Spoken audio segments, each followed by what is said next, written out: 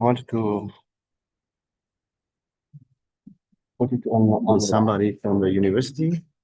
Come, No, no, no. He Alois? said that he will come later. Alois? Alois, maybe later. Maybe. Yeah, it's okay. Want to? Okay.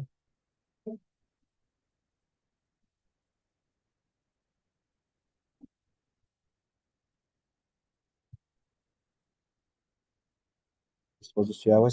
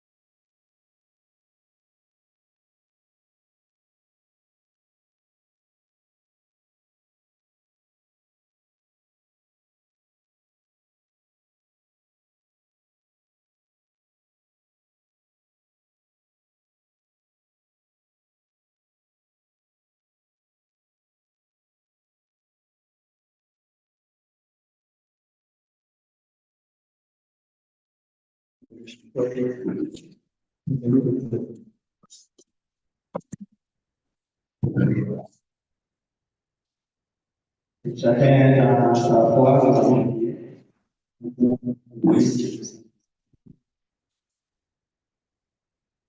Mon Dieu, nous grâce pour cette journée, tout ça de la mémoire. Nous confions toutes les activités ici. Nous demandons de nous envoyer l'esprit afin qu'il nous guide, nous inspire à parler, échanger sur ce qui va nous aider à faire avancer notre vie. Et nous invitons à nous guider et à remplir notre journée par toutes les choses que tu as prévues pour nous. Au nom de Jésus-Christ, nous prions. Père, donc, tout de suite, nous allons écouter le discours de notre invité Stéphane Hubert et aussi notre doyen.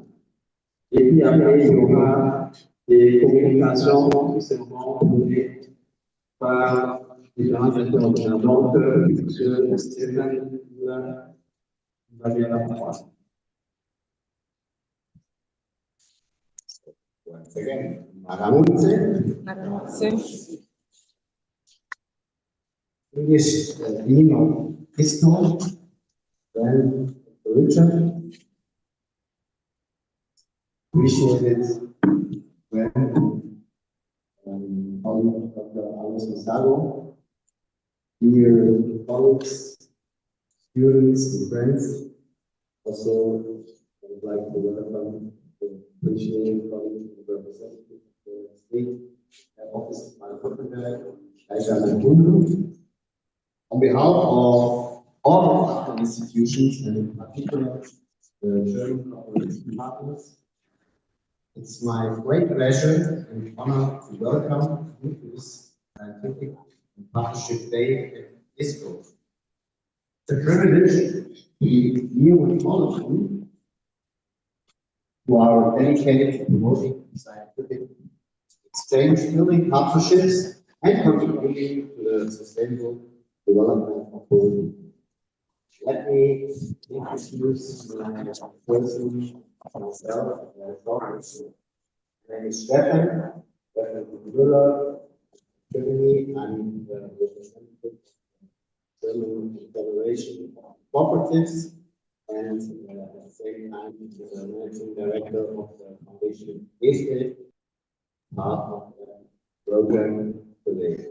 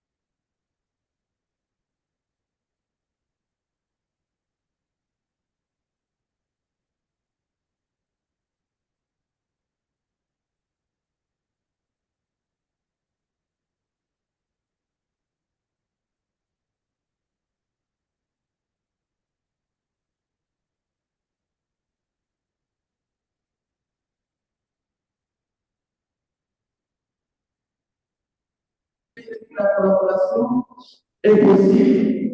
Bon, avant, on ne croyait pas que ça allait ici un peu, mais ça a beaucoup d'avantages, mais il y a aussi des défis. Raison pour laquelle, comme le disent les Burundais, c'est bien qu'il y ait l'union de la force, que chacun est invité à pouvoir contribuer pour que les jeunes qui terminent puissent avoir et aussi à faire. Cette collaboration va aider et l'éducation aux valeurs va aussi suivre et ça va permettre de montrer que finalement ce qu'on apprend à l'école a quelque chose de bon. C'est mieux d'aider les jeunes à pouvoir trouver quoi faire et surtout utiliser ce qu'ils ont appris. Et par là, il y aura contribution à la qualité de l'éducation qui est une base primordiale pour avoir le développement écarté et par conséquent à ces deux valeurs. Voilà. Merci pour votre attention. Vive la collaboration.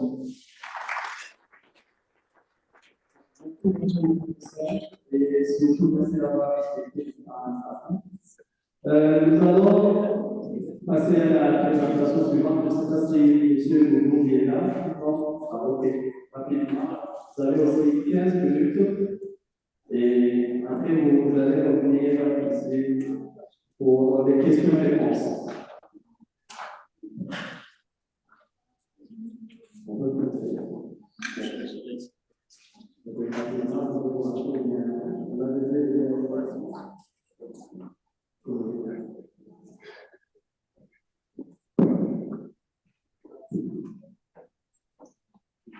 Pour information, nous avons une connexion Internet pour tout le monde. Nous avons Starlink, donc vous pouvez vous connecter. Le mot de passe va vous être partagé.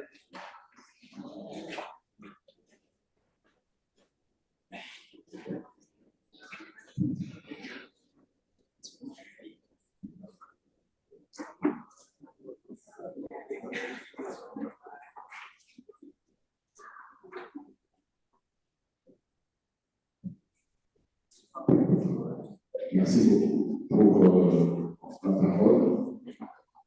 Le nom c'est Jacques Mouloumi. Nous sommes doctorants de l'assistance au sein de l'université, au sein de l'école doctorale de l'université du Congo.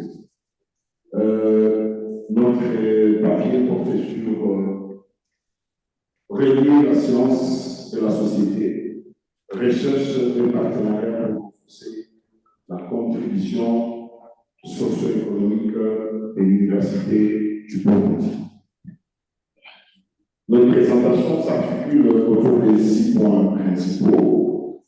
Dans un premier temps, nous allons d'abord présenter l'introduction, la problématique, la méthodologie, le résultat, et par la suite, nous allons devoir faire la discussion en portant sur ces résultats.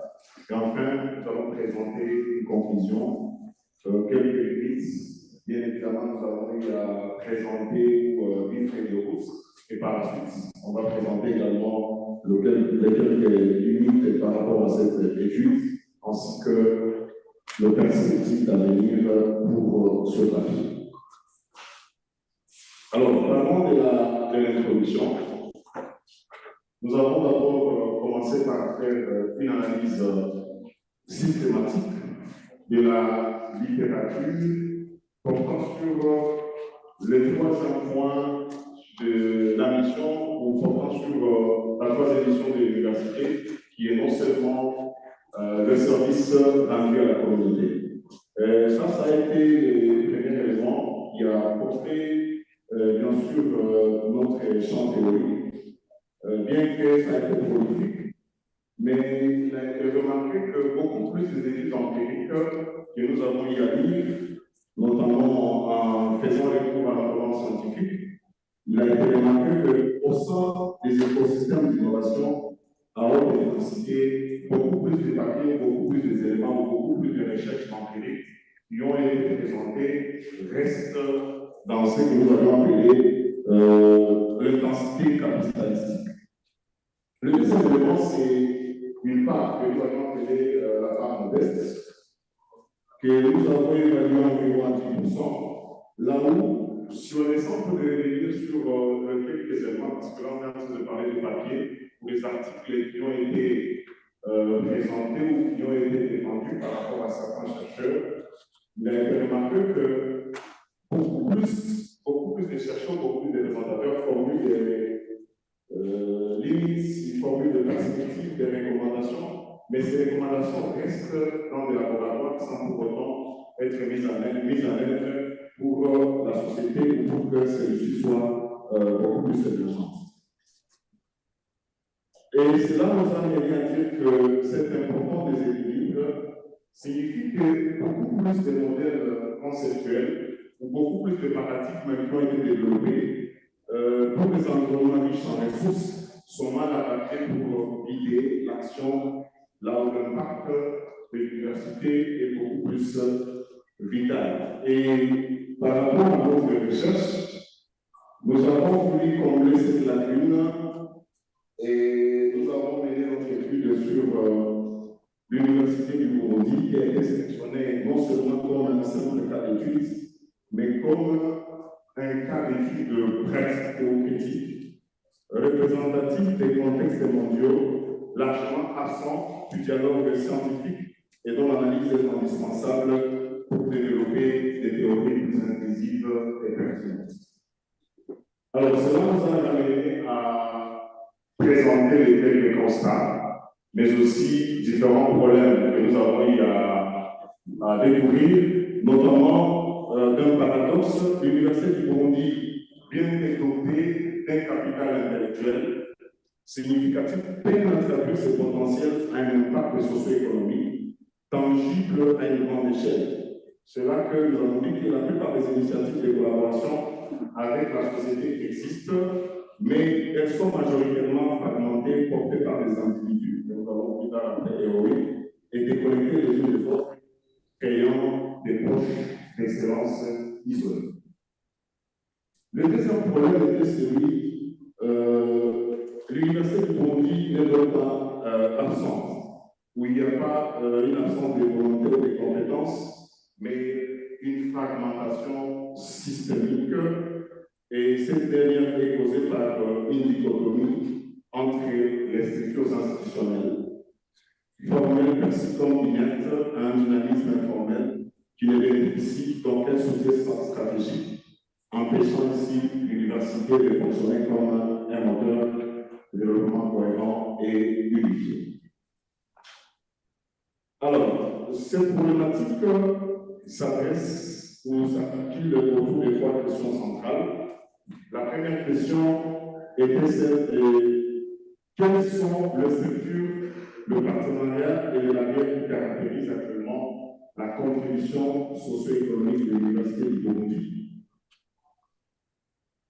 Et pour cette question, nous avons réservé une hypothèse selon laquelle ce paysage est marqué par une dualité entre un système formel sous-performant et un système informel mais non durable. La seconde question a été axée sur quelles sont les causes systémiques profondes qui expliquent la persistance de cette fragmentation. Et pour cette question, nous avons également réservé l'hypothèse selon laquelle cette fragmentation n'est pas une collection de problèmes, mais le résultat d'un cercle vicieux d'auto-entretenus par des incitatifs académiques inadaptés et déficit de capital social, de comptage et une absence de vision stratégique. Et enfin, pour la troisième question, quel fait des routes institutionnelles pourrait permettre de transformer cette fragmentation en synergie? Et à cette question, nous avons réservé l'hypothèse selon laquelle une stratégie intégrée agissant simultanément sur les incitatifs, les structures de soutien et l'orientation thématique serait nécessaire pour catalyser un changement systémique durable. Par rapport à la méthodologie, nous sommes restés à dépasser les constants de faible lien entre la science et la société au Burundi pour construire un modèle opératoire. Et à cela, nous avons eu à faire recours à la méthode qualitative, là où nous avons eu à côtoyer ou à sélectionner 42 participants avec des entretiens semi-directs. Et par rapport à cette sélection, nous avons beaucoup plus regroupé de partenaires ou des parties prenantes internes et externes en faisant recours à une revue exhaustive des documents institutionnels qui concernent beaucoup plus le plan stratégique, politique de recherche, ainsi que le cadre des études d'État sectorielles approfondies que nous avons eu à mettre dans notre papier. Alors, qu'est-ce que nous avons obtenu, c'est-à-dire le résultat de notre recherche? Dans un premier temps, s'il faudrait revenir sur l'objectif ou les différentes questions que nous avons eu à présenter dans notre problématique. Le premier résultat serait celui de la primauté des réseaux informels, là où les collaborations à fort impact reposent quasi exclusivement sur le capital social personnel des universitaires plutôt que sur des canaux institutionnels. Le deuxième résultat serait celui d'un système d'incitation inadapté qui récompense quasi exclusivement les publications théoriques et marginalise l'engagement sociétal dans l'évaluation des caractères. Le troisième résultat, la rareté des ressources comme symptôme d'un décalage stratégique exacerbé par une allocation des fonds réactifs et une dépendance au financement à court terme. Et enfin, l'existence des poches d'excellence qui démontrent le potentiel de l'institution, mais qui opèrent en silo sans mécanisme de division des bonnes pratiques. Et par la suite, nos discussions ont porté sur l'interprétation de ces résultats que nous venons à peine de présenter, en mettant en lumière un contraste saisissant entre les pratiques anciennes que nous pouvons peut-être appeler les pratiques actuelles et les nouvelles approches proposées. Il a été relevé que les pratiques actuelles révèlent des modèles de survie par ce que nous avions appelé les débrouillardises qui reposent sur l'effort individuel, mais de manière réactive aux opportunités, favorisant le capital social, des liaisons au sein de petits groupes et génèrent un impact localisé mais non durable. En revanche, là on revient sur une bonne catégorie de certains individus qui n'ont pas payé ce que nous avons pu trouver. Le modèle que nous proposons vise à instaurer une stratégie par la synergie, c'est-à-dire qu'il ne s'agit pas donc de compter sur des héros, mais de construire un écosystème institutionnel qui soutient l'engagement.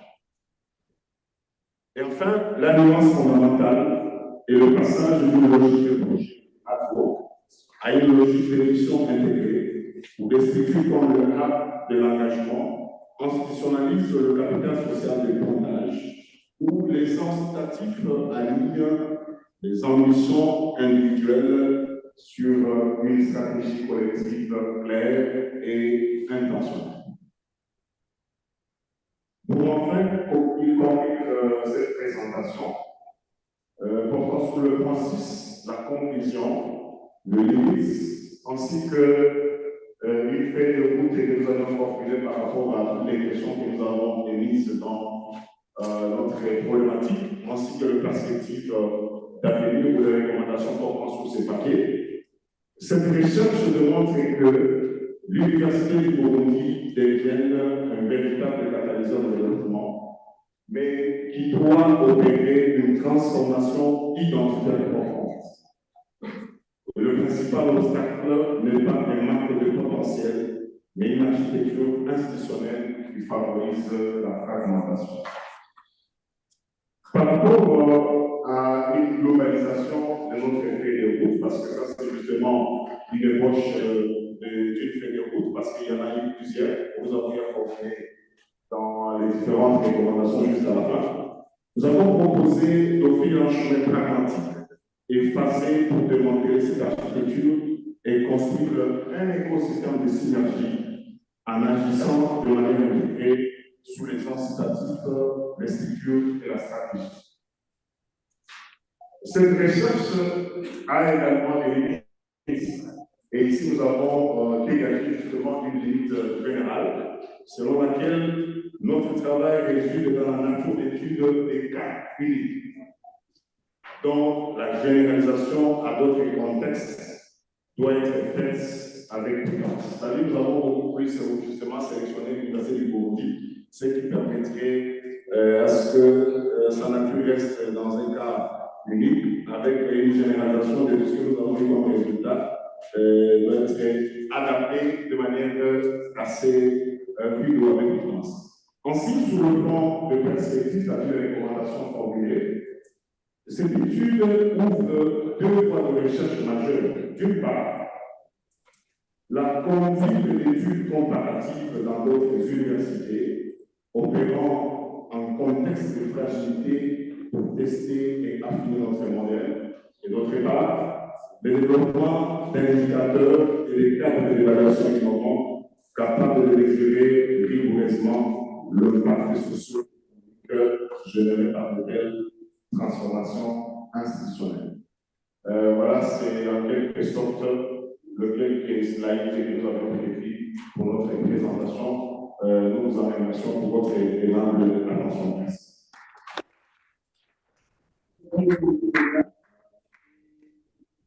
Maintenant, nous allons passer à la troisième présentation. Et donc, nous allons inviter M.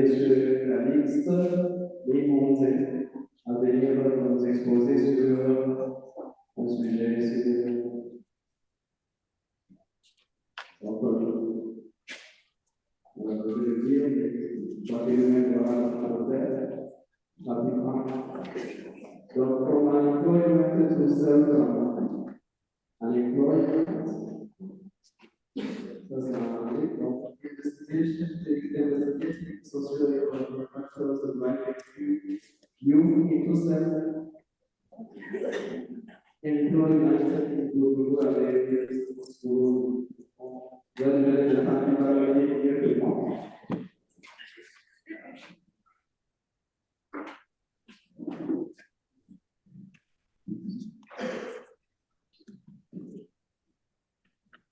Vous avez aussi 15 minutes maximum, donc on va faire comme les autres.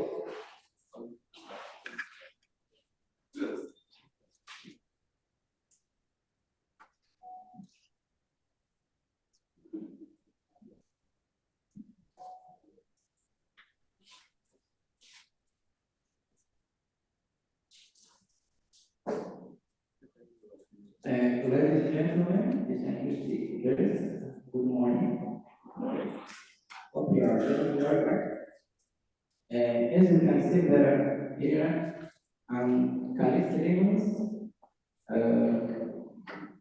I am a PhD candidate studying psychology at the University of Burundi. I am a holder of master's in business management from Moscow Private University in Tanzania.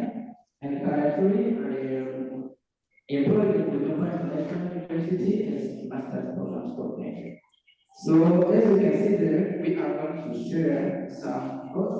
Actually, there are results of stage, which is entitled From Unemployment to Self-Employment. Investigating factors that drive youth self-employment in Bujumbura, Burundi. As you can see the picture, as illustrated, we see a garden. You see a garden, and on the other side, you have someone with what you call mechanical money. Okay? Now, this paper is something to look for. Like, I know most of you, in 2 days, you're going to get graduated, right? And after, we will be sitting for a job. And now, what is the business question? And what can we do so that we can go against this problem of unemployment, especially for you like you and me?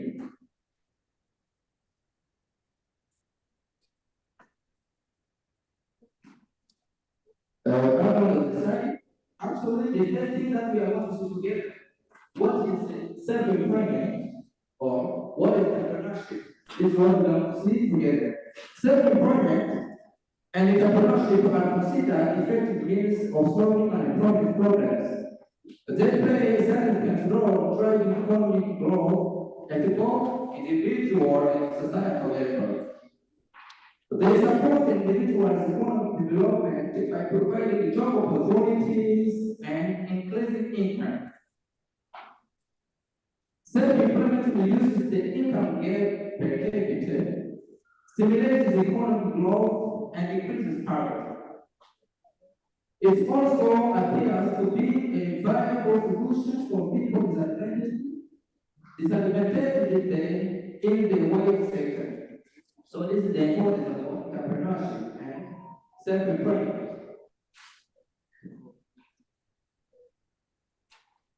Then what is the situation globally in Africa and regionally and locally, especially globally? Globally, self-employment represents 46% of the labor force.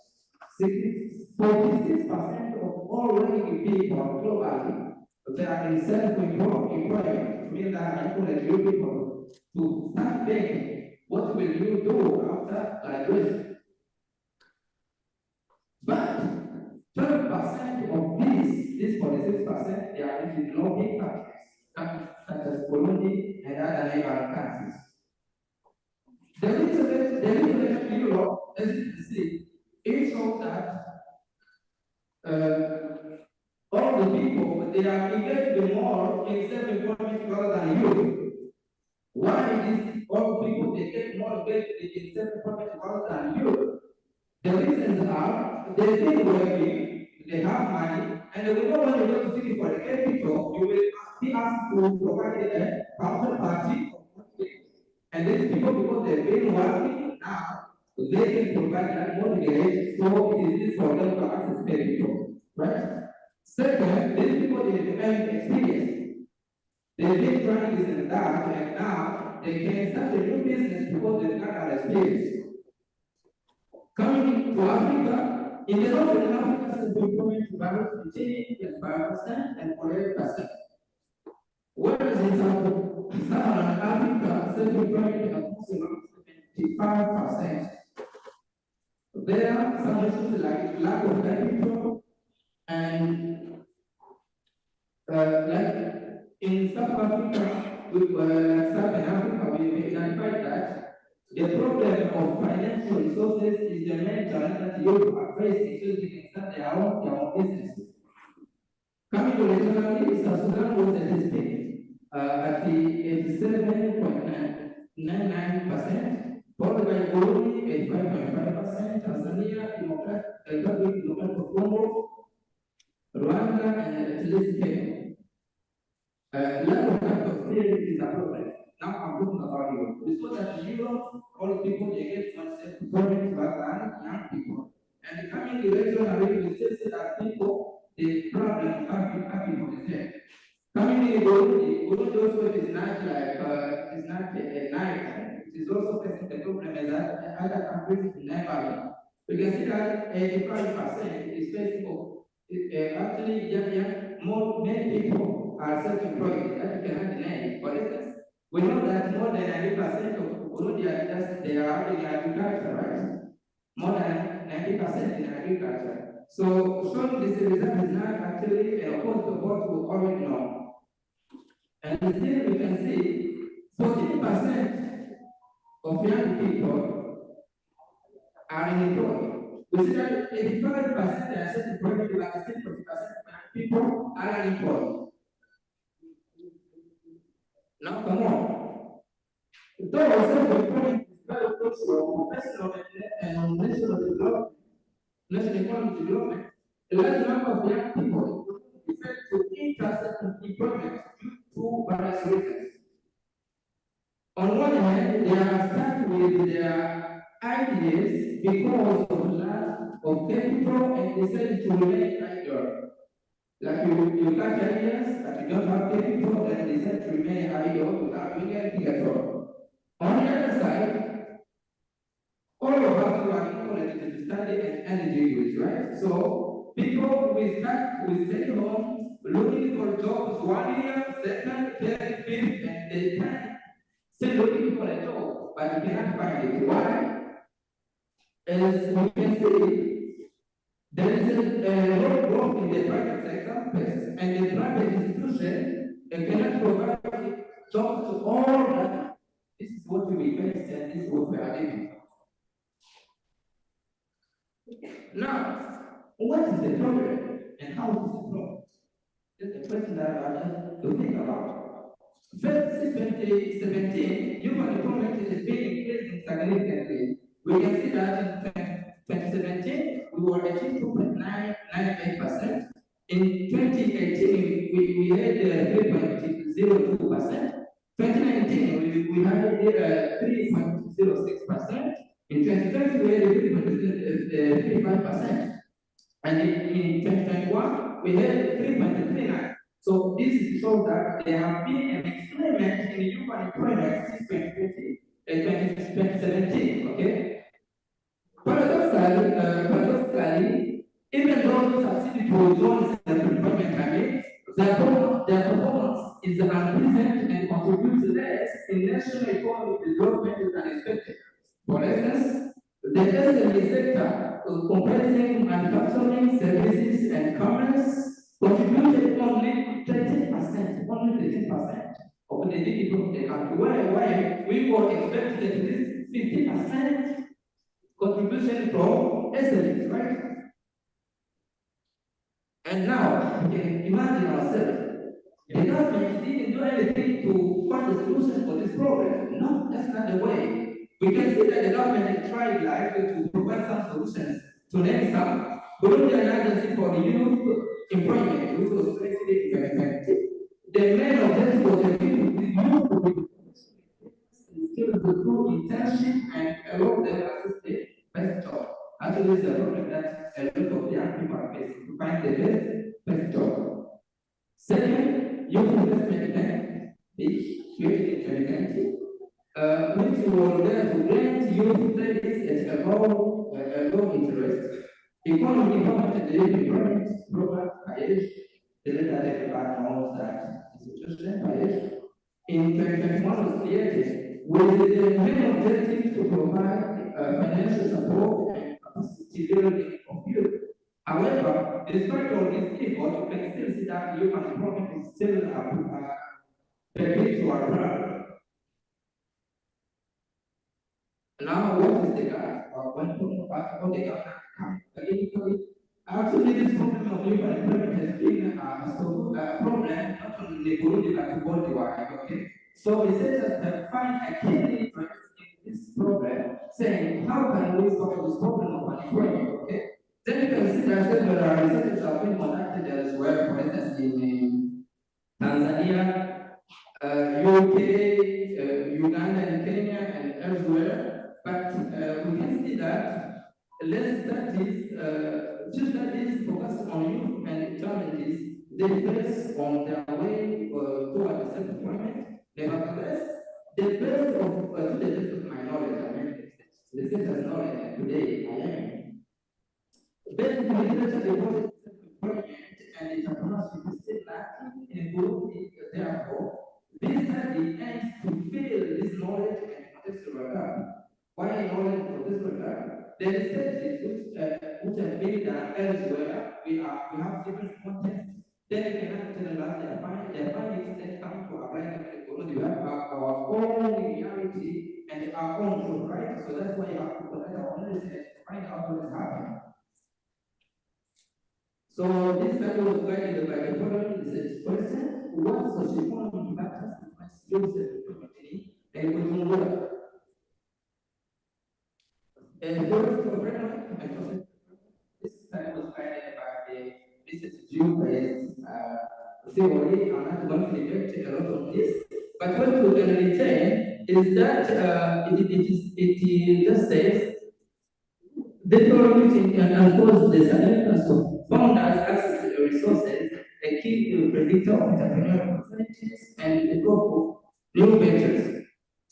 So when we say about what is the resource, this becomes a little bit complicated. Then, based on the definition of Kelman, The funding resources is tangible and intangible assets encompassing human capital, financial capital, physical capital, and relationship capital. These resources facilitate the firm's ability to create products or services pursuit of success.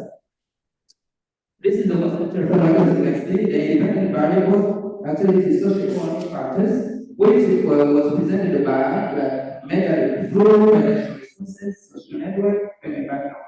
Actually, we have a very large variable that can be studied, but I chose to focus on this page on the gap that I identified in the research. Self-employment, how did I make it? I make it as business ownership. You mean a business, you own a business, and are self-employed.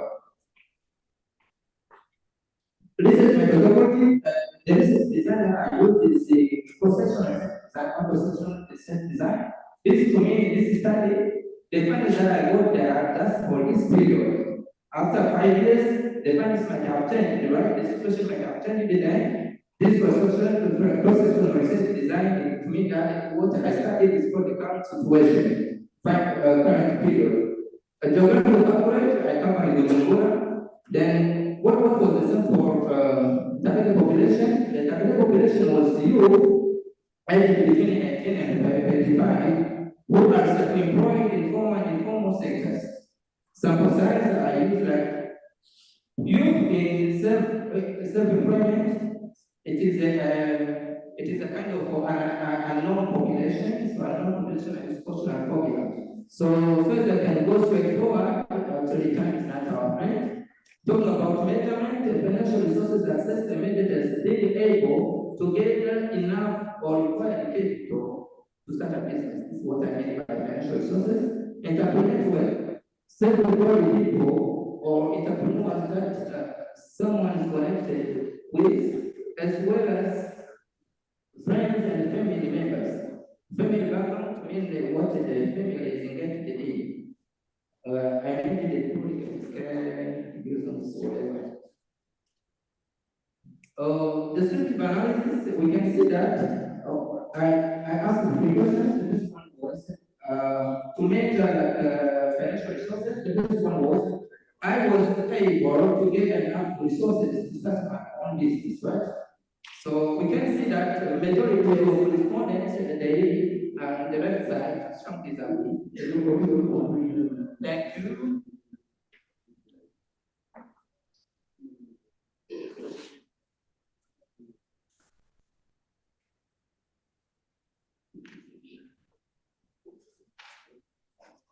So conclusion and presentation, I'm so sorry if I've been too much, right?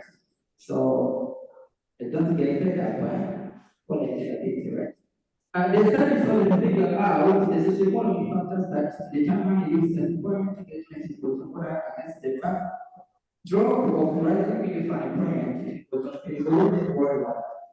And the study concluded that access to finance plays a major role for youth, enabling them to become self-employed. However, many young people encounter challenges related to financial access as they lack awareness of how to raise funds and the public from public and private institutions.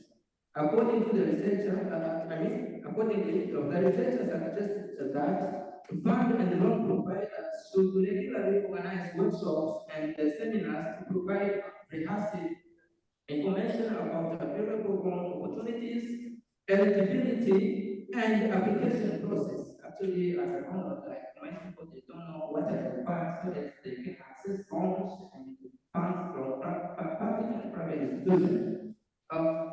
Second, these institutions should also collaborate with the relevant authorities to advance for changes in loan policies that address the needs of solo entrepreneurs, such as providing motivated events to facilitate youth access to credit. There, for instance, you are alone, you are working alone, you cannot easily get a loan from a bank, okay? Now maybe the government shall put the motivated banks so as it can facilitate those solo entrepreneurs to access those finances. Nevertheless, this research highlighted the networking that the networking plays a key role in influencing self-employment and solo entrepreneurship. The coach engages you prioritize networking and it facilitates the information sharing collective advocacy. Now you people, please come together because if you are together, you have one voice, you can claim for something and then get understood.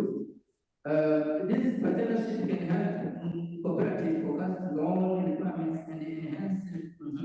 Now, the most important, family background emerged as an obstacle to youth self-employment.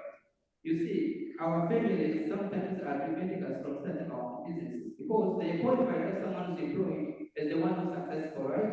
Now, this research is identified that families is holding you from starting their own business somehow. Now, my suggestions are from an early age, families and society should promote a mindset. I repeat again. From an early age, families and society should promote a mindset of financial independence and self-confidence Let me repeat this sentence again. Families and society should promote a mindset of financial independence and self-confidence, encouraging self-reliance from childhood with an emphasis on personal capabilities rather than complete reliance on external support. We don't have to expect that we get help from others. We have to be able to provide us. This being said, thank you very much for your tremendous attention. Thank you again. And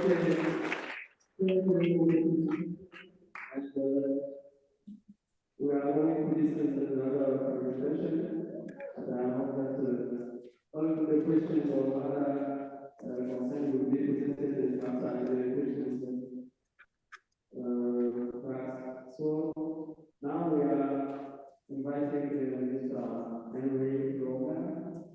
He will present us something please outline living condition through self-development cooperatives.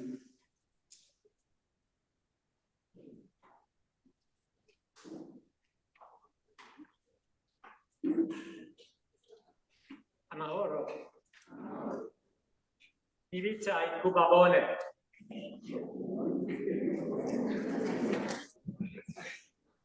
Okay. Amahoro and Iniziai Kubabone.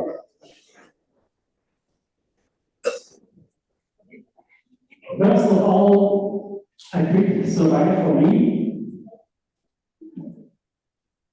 Meine Ideologie, die ganze Ideologie,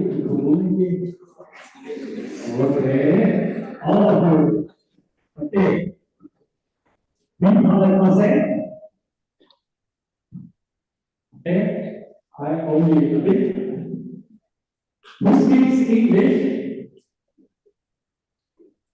Okay, very good. And who does speak Deutsch? Oh, one, okay, perhaps, okay, you do understand. Perhaps I need you to translate. Now, a big question. Please stand up. All of you, please stand up. Okay, thank you. And if you have to say no, please sit down. For the first, who is a member of cooperative? All you are members of cooperative who don't know, you sit down. Qui n'est pas membre d'une coopérative, qu'il s'asseye. Stand up. The cooperative members are stand up. And who works in the corporation? If not, you sit down. Oh, you do? Okay, thank you. After the presentation, you are want to work in the cooperative. And who knows Mr. Reifeisen? Who knows Mr. Reifeisen? Nobody on? Okay. You know after the presentation about Mr. Reifeisen. Now, the agent of the presentation refers to my person, then my personal guiding principles,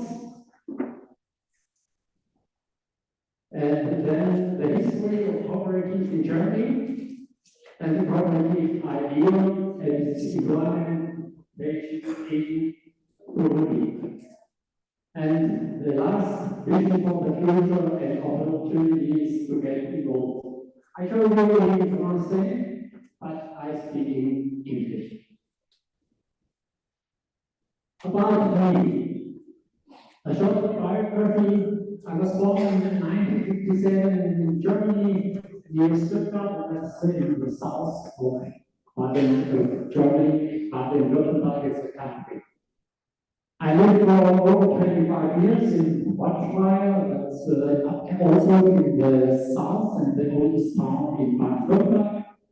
And I'm heavily involved in voluntary work, and I'm the chairman of 3 associations. NGOs, by example, I was the chairman of energy cooperative. My passion is, and my experience have inspired me to actively found social initiatives that improve people's lives. Improving the community, I want the lives of people in my community in a sustainable way and bring about positive change. My professional career, I learned as a bank clerk and further training as a bank auditor with 10 years of professional experience. Development of software for finance and auditing and training as a tax consultant. My pioneering work is 1991, the chairman of the board of bank for 10 years, established in East Germany after the war. 2001, I returned to the state of Baden, the chairman of the board of Volkswagen, with total assets of 1.2 billion euro and 110 employees. My personal interests are sustainable development, social justice, and promoting education. Also here in Burundi, it's my job here. Now, the personal guiding principles.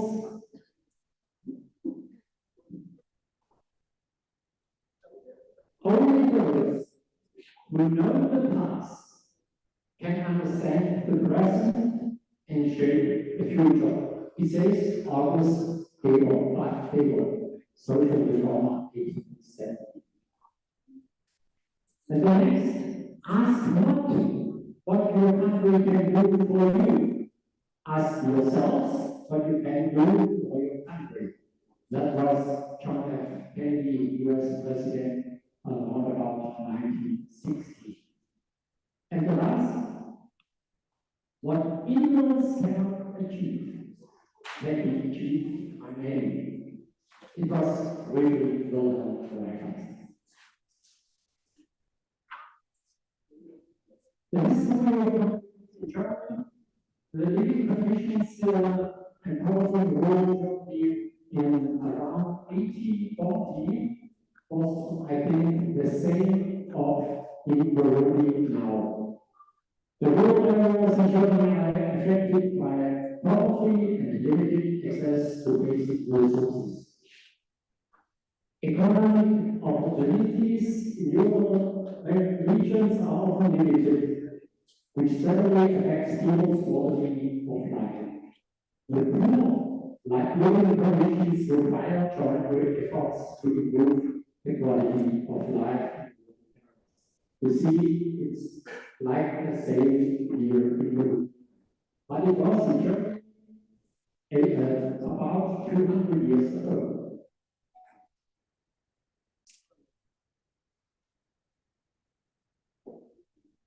The land of farmers and craftsmen often had little access to credit, which significantly affected their economic development. Traditional lenders often rejected loan applications or charged usurious interest rates because they considered the risk to be high. As a result, farmers became increasingly ruined and, in many cases, were dispersed. The lack of mortgage reinforced the need for alternative financial models for economic growth. The social inequality led to significant challenges in their everyday lives and social pressure. The lack of social security systems exacerbated emergencies and increased the vulnerability of communities. Cooperatives offer solidarity-based and community-based solutions to social and economic problems. Now, Mr. William W. will arrive. Motivation and influence. Around 1840, arrivals still experienced first-hand challenges and hardships of rural life in the region. This role as a nation gave me insight into the financial and social problems of this community. These experiences will drive us to develop new innovative solutions to social and financial challenges. Raiffeisen emphasizes the power of community support as a key to overcome economic challenges and creating peace. And that's the most important point, creating social peace. It's an interest to the capital in. We always in economic learn the interest of capital, the student and rates and so on. But we need to understand the problems, and the best interest is the social peace. The shared use of resources within the economy promotes solidarity and joint problem solving. People help each other to overcome conflicts effectively. That is the principle of self-help. In 1848, Raiffeisen founded the first rural credit cooperatives to give members better access to affordable credit. These initiatives laid the foundation for the modern cooperative movement worldwide and promoted collective economic progress through special cooperative law. And here are the principles of cooperatives: self-help, self-responsibility, self-management. The voluntary engagement is a strong principle of cooperatives, enabling members actively participation through decision making. Democratic control ensures that all members are equally involved in decision-making, that their votes account. One person, one vote, not the capital. Economic policy enables members to make economic decisions together in order to improve their living conditions. Cooperatives today, their movement was significant in society. In China, 8,000 cooperatives with 23 million members were all cooperating in almost all areas: banking, trade, construction, kindergarten, hairdressers, whatever. Worldwide, we have 3 million cooperatives with 1 billion members, a globally network. Sustainable development through responsible action and resource management. Democratic co-determination through co-determination by all members, everyone has one role. When the community promotes solidarity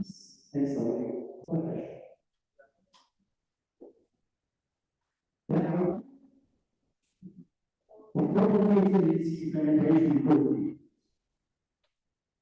What already exists in the cooperative law, that's the basic. A specific cooperative act for Burundi was first introduced in 2006.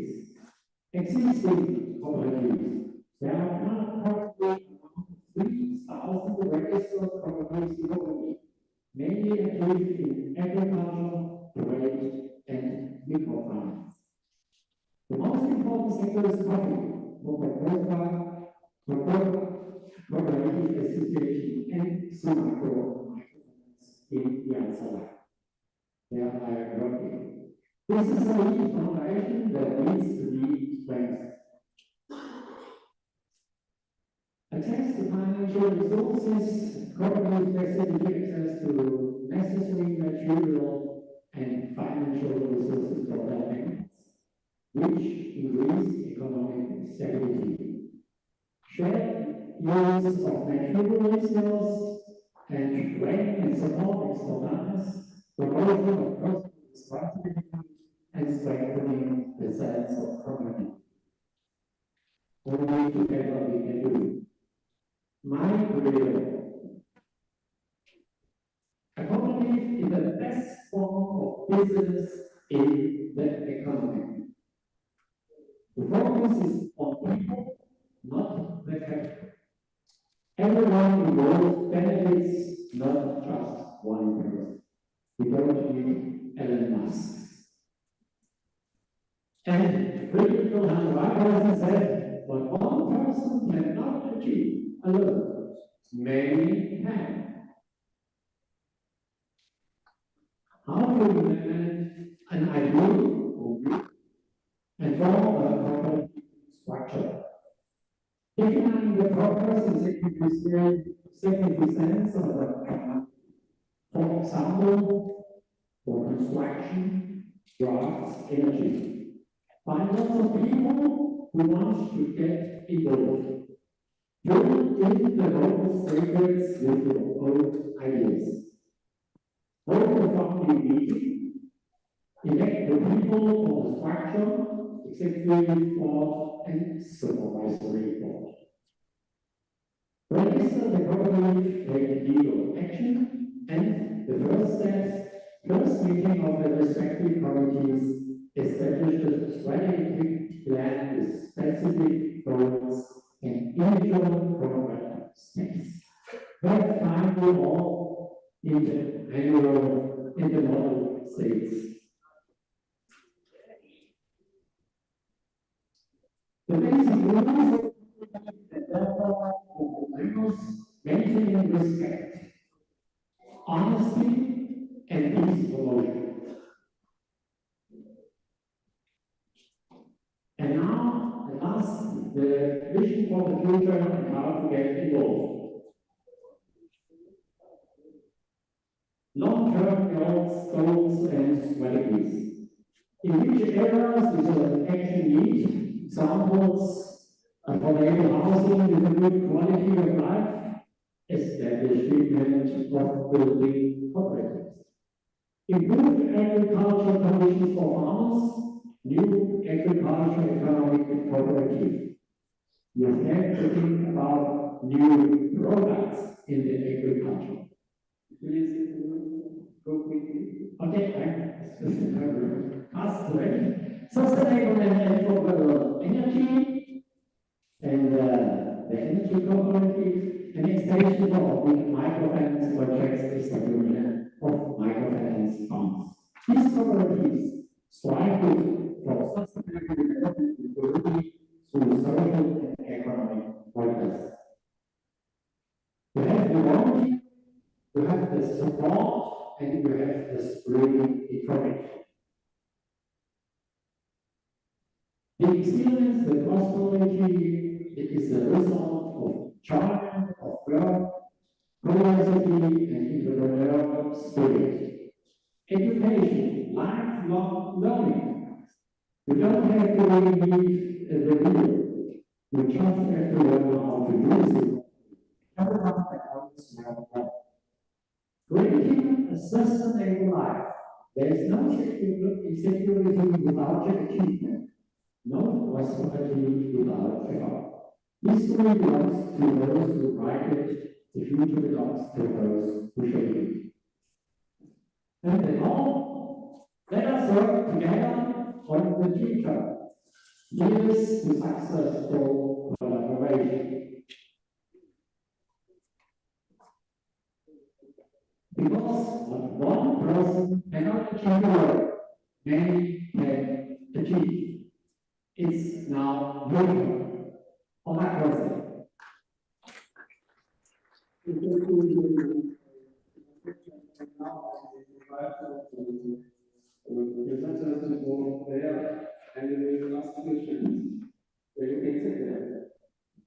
Alors les autres, ceux qui ont présenté, vous pouvez aller devant. Et comme nous avons un temps bien limité, nous allons prendre une question par rangée. Donc, parce que ça a 10 heures, 5 minutes, je vois dans le temps. Essayons d'utiliser bien le temps.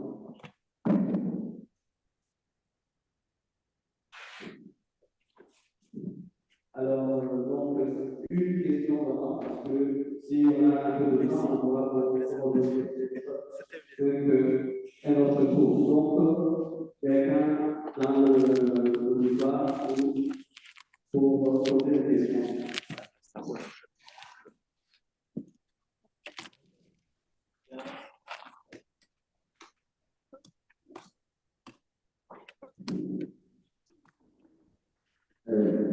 Bonjour tout le monde. Je voudrais d'abord remercier les acteurs pour la complémentarité.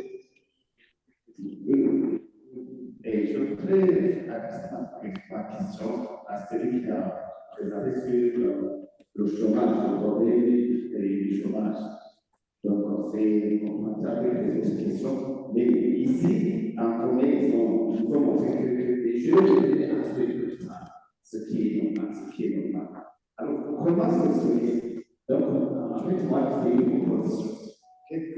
Les jeunes manquent du capital et de l'expérience. Et c'est combien? Alors, ma proposition, c'est d'aider la recommandation.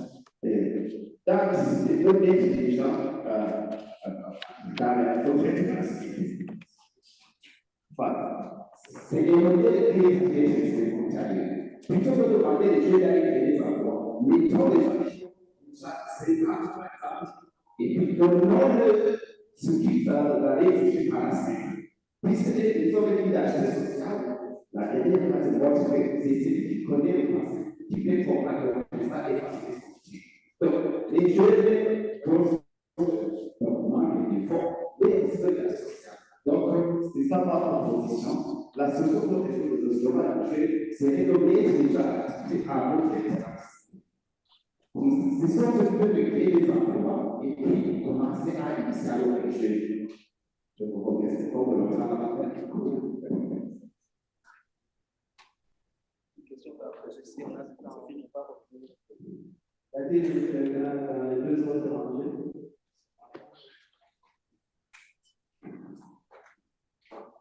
Merci. Just like I have to go straight to Mr. Harris. Just to say that the vertical, the lack of previous in Germany make like the vertical financial models, alternative financial models. Can you give us at least 2 examples of those alternative financial models that those cooperative have been implemented in Germany?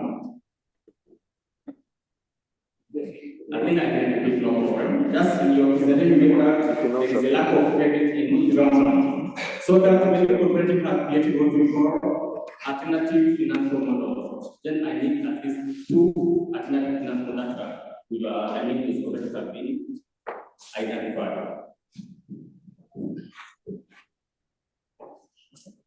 And I can address also to Mr. Ari also. In your presentation also you mentioned, especially the cooperative in Burundi, you mentioned 2 examples of Kokoka and Suma as the most important sector in Burundi. Is there any reason that you mentioned those 2 cooperatives, Kokoka and the Suma? Then the second question is addressed to Mr. Karis. Is there any scientific reason behind research saying that 30% of, let me say, self-employment sector contribute to GDP in Burundi. Is there any scientific reason? It's a natural ISCO. Est-ce qu'il y a une question d'un autre rangé?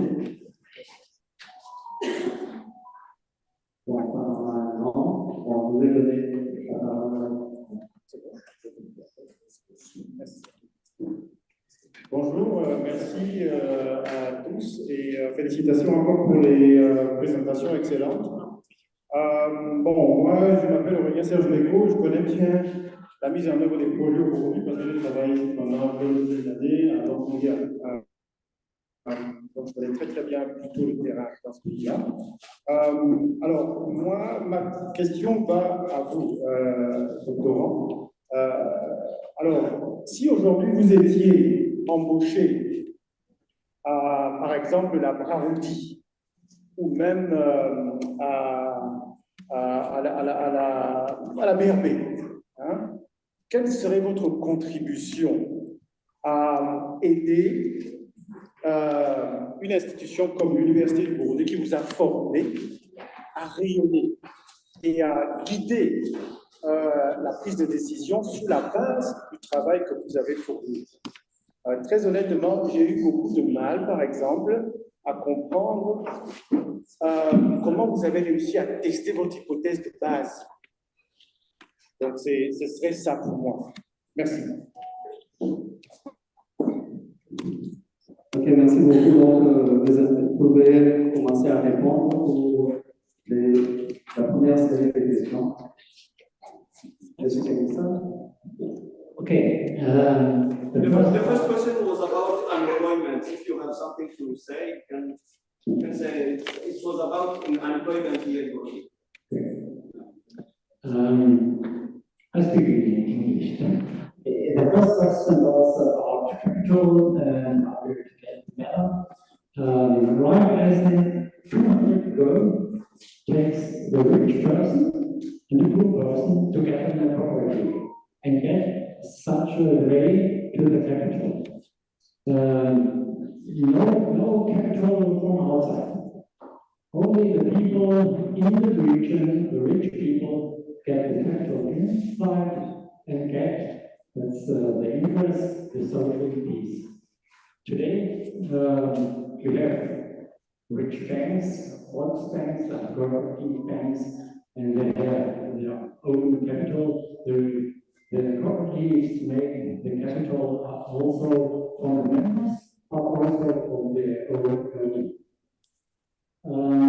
Cocoa and Sumaco, yes, that's my idea to bring it together, and we can make the Sumaco microfinance to give the capital, and Cocoa is the cooperative of coffee. That's the idea and other. Thank you. Oh my God. Ok, en ce qui me concerne, la première question, bon, ce n'était pas une question, c'était un commentaire qui a été donné par le Dr. qui suggérait que peut-être, au lieu de demander les jeunes de chercher un capital, peut-être qu'on initierait, je dirais, retraite anticipée pour leur permettre de trouver le moyen. Peut-être que ça contribuera à l'argent. Peut-être aujourd'hui aussi, c'est une bonne initiative. Si vous qui êtes déjà dans le secteur accepteriez d'être mis en retraite avant l'âge, je crois que l'accepterait. Parce qu'en France, c'est là où j'ai vu que les gens ont vraiment manifesté parce qu'on a augmenté l'âge de travail. Chez nous, je pense pas que c'est la même chose. La deuxième question, c'est de la part du docteur Jean Carenzo.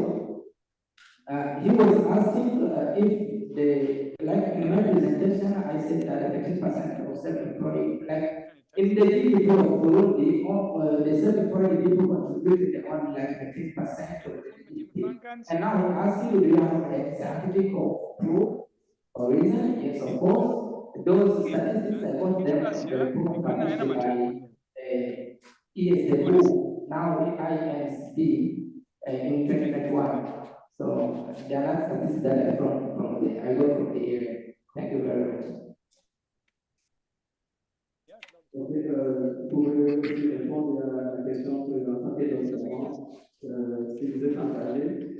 Merci.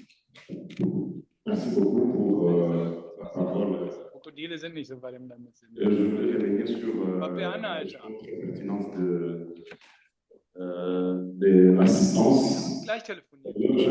In so einer Telco. Je voulais également commencer cette orientation par vous dire que ich arbeite ausnahmsweise. Ich wollte immer noch was Wichtiges.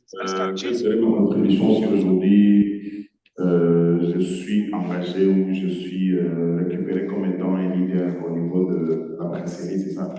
Je voulais également... Comment vous allez transformer votre savoir et findings ici pour appuyer la prise de décision? C'est quand même assez grand. Comment vous allez faire ça? Ah, ok. Alors, je voulais commencer par dire que d'ailleurs, ça, c'est ce qui porte sur ma thèse, parce que je suis en train de travailler sur la surveillance environnementale. Je suis en train de faire la gestion d'une pollution olfactive sur la pollution olfactive industrielle dans des produits brassicoles. Je ne saurais pas ici commencer par formuler beaucoup plus de recommandations qui pourront peut-être rester dans des laboratoires ou dans la plupart des bibliothèques comme les autres l'ont déjà fait. Mais nous avons d'abord commencé par, parce que ça aussi je vais relier cette orientation avec la seconde question, selon laquelle vous vouliez savoir comment je vais attester également mon hypothèse principale. Nous nous sommes d'abord focalisés beaucoup plus sur différentes recommandations, les perspectives qui ont été formulées par nos précédents, c'est-à-dire les autres chercheurs. Et nous avons trouvé qu'il y a des recommandations qui sont formulées justement, mais qui restent dans des laboratoires sans pour autant y avoir aucun suivi. Alors, à cette question, nous avons formulé notre thématique selon laquelle on voulait relier la troisième mission de l'université, celle de service rendu à la communauté, avec la société. Parce que l'université du Burundi, justement, forme des cadres, mais toutes les recommandations, tout ce qu'il y a comme perspective reste dans les laboratoires.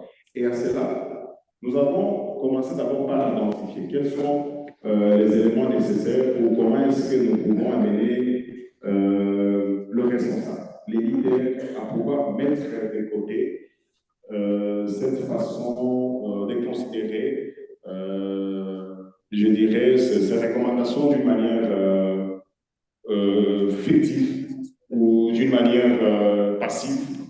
Et c'est comme ça que nous avons considéré l'université comme étant un catalyseur qui ne manque pas de potentiel ou qui ne manque pas de personnel, mais qui est aussi en voie d'être fragmenté, justement parce qu'il n'y a pas un suivi, il n'y a pas de partenariat par rapport à ce qui existe ou par rapport à ce qui pouvait être le chercheur. Et rebondir sur la question de savoir comment est-ce que...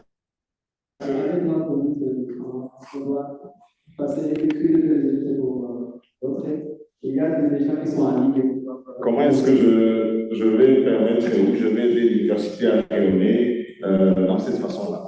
Alors, je crois que dans un premier temps, actuellement, avec la plupart des chercheurs que je suis, que vous êtes, que les autres sont, vous allez voir que les étudiants, dans un premier temps, manquent d'abord des espaces là où ils vont faire les stages. Ma première préoccupation serait d'abord de proposer à l'université de pouvoir nouer des relations de partenariat avec les responsables, les leaders de ces agences, de ces entreprises, en créant par exemple des incubateurs.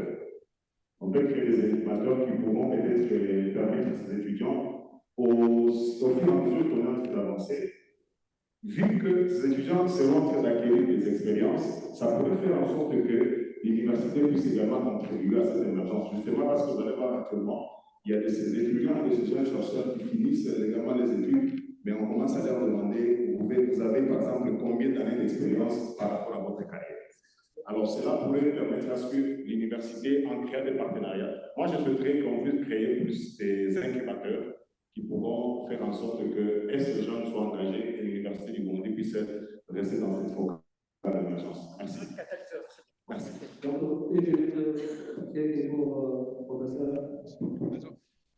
Je vais dire quelque chose sur l'idée qui a été mise en rapport avec la retraite anticipée pour faire face au chômage.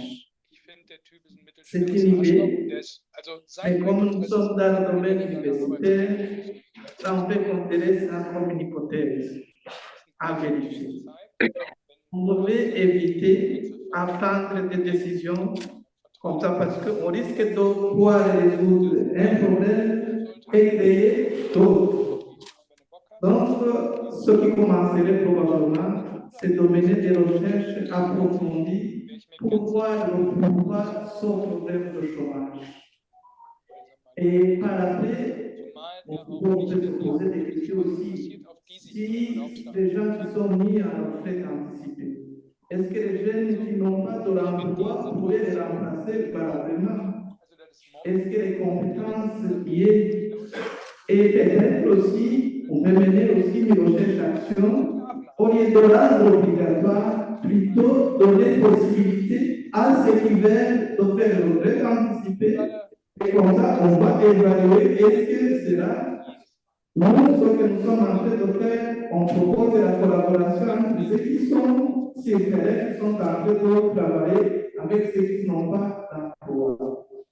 Peut-être, là, ce que nous proposons, ça pourrait être une autre piste, mais à faire attention à ce que toute décision devrait découler de recherches approfondies pour éviter de chambarder les choses.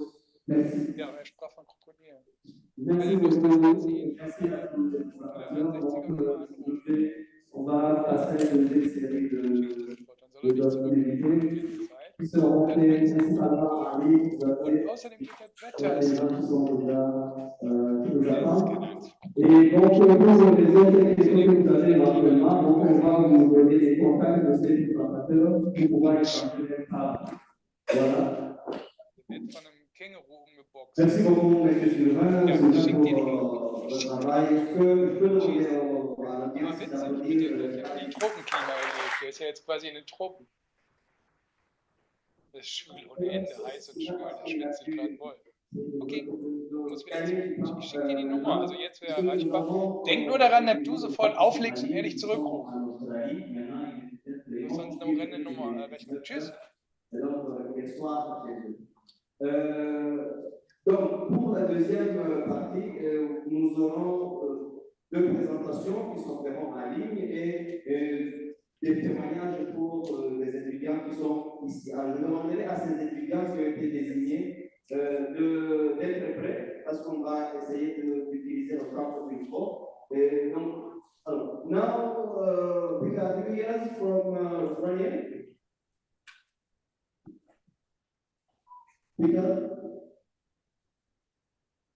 Good afternoon. Good morning.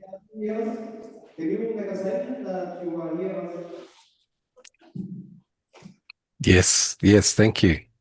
I can hear you as well, Ndabumba. Thank you. Merci. Can you confirm you can hear? Have you got your audio? Dr. Richard, can you hear us? Uratwumva. Can you hear me, Dr. Richard? Hello, can you say something? Yes, I can hear you. John is asking if you can hear him. Can you hear me? Can you hear me? Yes, Moranyuva. From YouTube, but not from.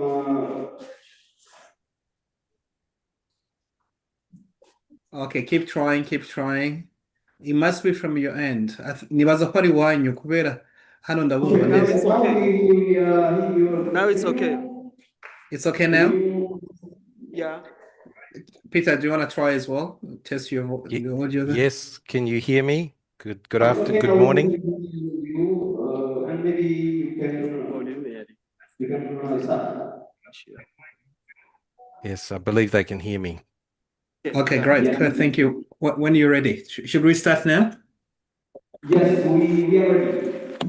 Okay, thank you so much for the time and for the opportunity to join. My name is John Bosco Ngenda Korea.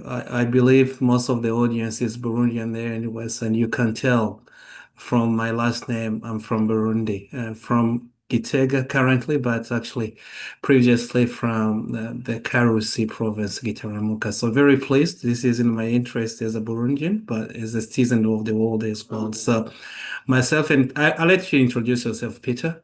Peter is a very good friend of Africa and Burundi particularly as well. So Peter, there you go.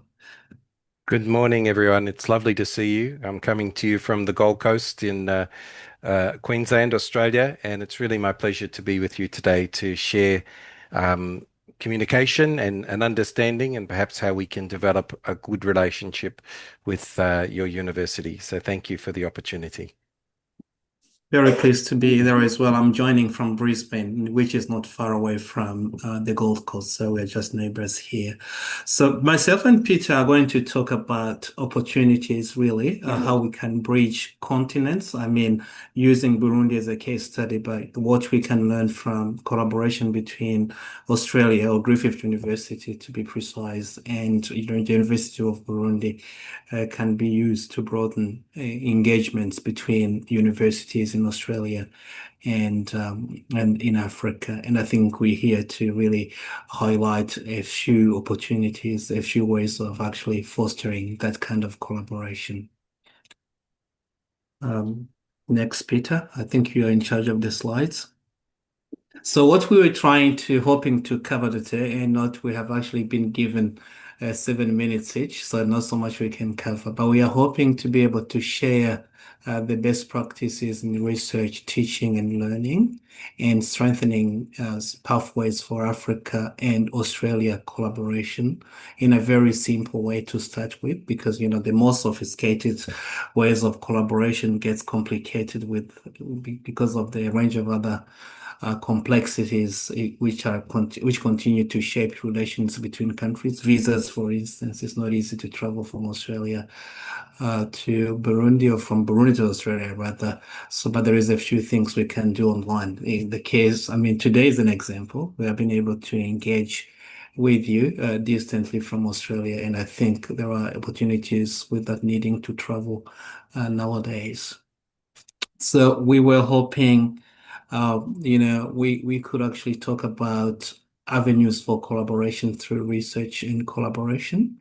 And again, that's possible without needing to travel, but probably next stage of collaboration could be really exchange programs where we travel and meet each other. But I think research and collaboration don't necessarily force us to meet face to face. There is a few things we can achieve without having to be in Australia or Burundi physically. So research is one of them. Learning and teaching collaboration as well. As we know, you can teach online, and we are very happy to be given the opportunity to share our knowledge or contribute to the teaching of programs in Burundi or online, using online tools. And Peter and myself do have a great network of good friends of Africa, good friends of East Africa, and particularly good friends of Burundi who have qualifications in different areas. My own area is international law, international relations, politics, and recently public health as well. So I'm graduating actually in December with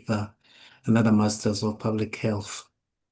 So, as I said, joint research collaboration is something we could consider to do between your university and us as scholars, independent scholars, and those affiliated we know in different universities. So it's a matter of actually as a team or as collaborators to discuss how we can get that done. But research collaboration is one of the things we think we can explore to do together in the future. And the reason why research is very important is because we do have a number of shared concerns or shared challenges affecting the international community. And I think there'll be an appetite by a range of researchers and universities in Australia willing to tackle or to research on those issues. We just named a few examples here: climate change, food security, health programs, but you can't name many other things like transnational issues such as terrorism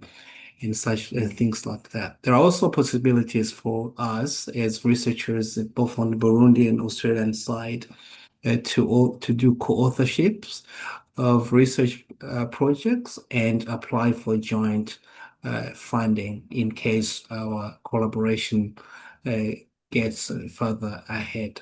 And of course, as I said, knowledge exchange and other opportunity sharing is actually on the table as well, should our collaboration take off.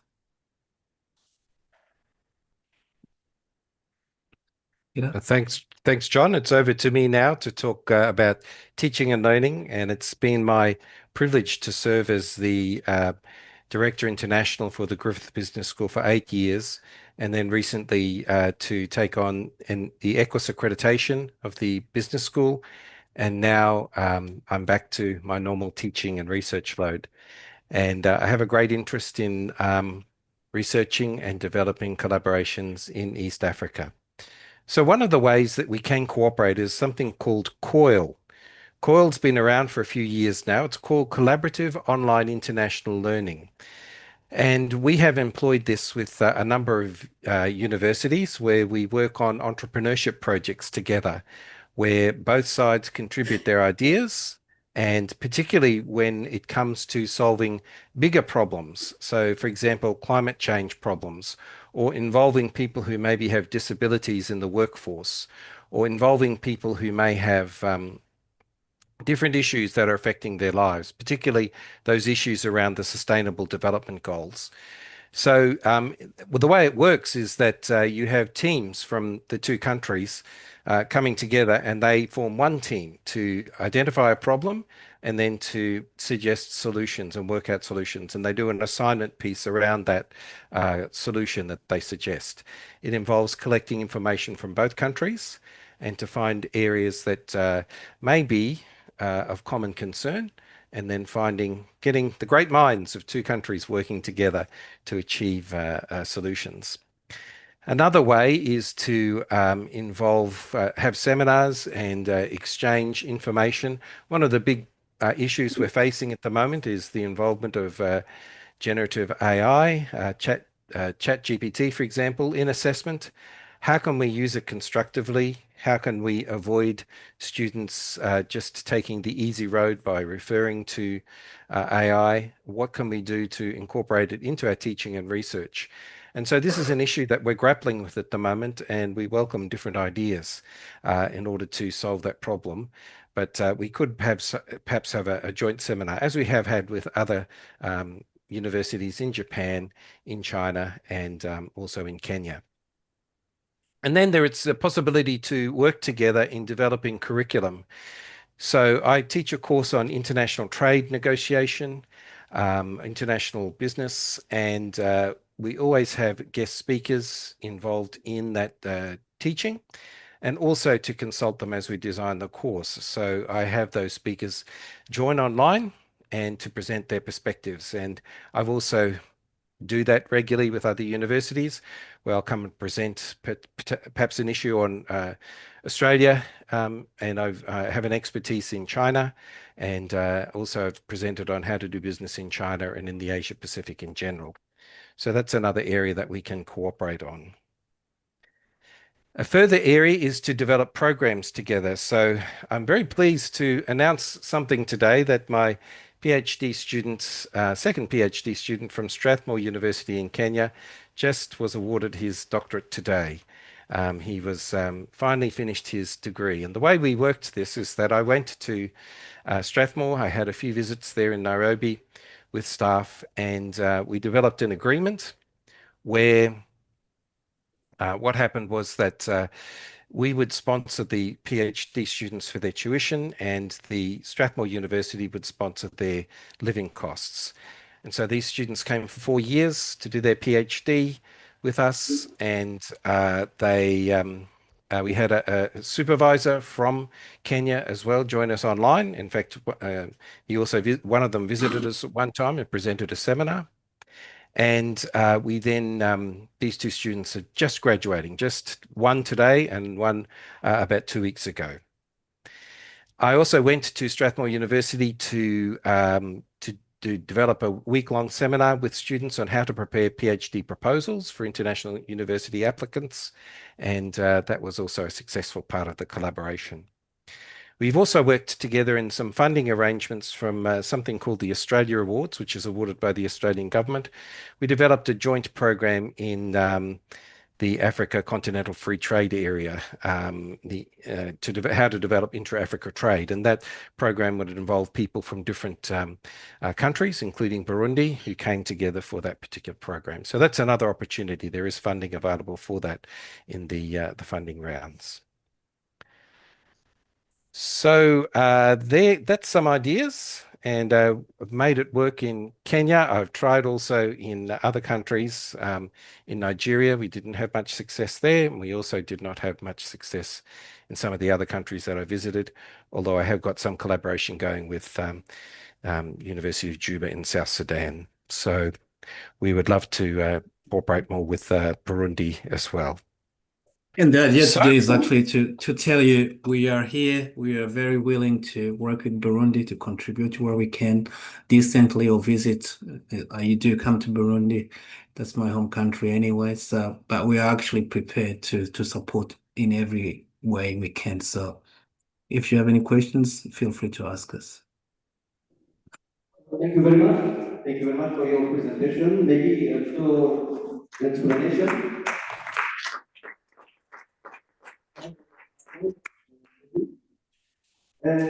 Qu'est-ce qu'ils ont raconté dans tout ce vous avez vu présenter là-bas? Des domaines de collaboration, des domaines potentiels de collaboration. Je remercie sincèrement Léonard pour nous avoir mis en contact avec Peter et Jean Bosco. Jean Bosco est burundais, vous l'avez vu. Et ils sont vraiment ils sont prêts pour collaborer avec l'Université du Burundi. Peter travaille dans une business school comme ISCO, mais en Australie. Donc, les cours qu'il enseigne, ce sont les mêmes cours que nous enseignons ici. Donc, ils sont intéressés à collaborer avec l'Université de Burundi, principalement avec l'ISCO. C'est ce qu'ils ont présenté aussi dans les domaines de recherche.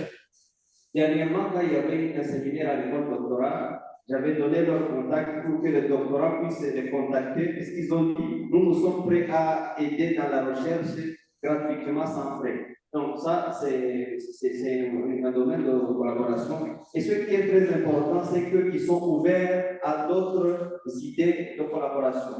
Donc on peut, we can also talk about dual work. Notre formation en alternance, on peut en discuter, voir comment est-ce qu'on peut mettre en application ça. Maintenant, I have a question for you, Peter and Jabaso. Now we are trying to have a partnership with you and the University of Burundi. How can we make it more practical than theoretical? This is the only question I have for you. Maybe you can wait for 2 or 3 questions so you can answer all the questions together. Is there any question to those 2 guys? Est-ce qu'il y a une question? Jean Bosco, on comprend bien le français. Donc si vous parlez en français, il va expliquer ça à son collègue. Oui, je comprends, mais il faut être. Can you be closer to the phone, to the mic? Yes. I think vous êtes très loin. Ah, très loin, ok. On n'entend presque rien. Ah, maintenant, est-ce que vous nous entendez maintenant? It's much better, c'est mieux. Okay. Is there any question? Where you are, aho muri ni sawa. Where you are, that's much better actually. Okay. Hello guys, do you hear me well? Yep. Yes, my name is Aurélien Serge-Beko.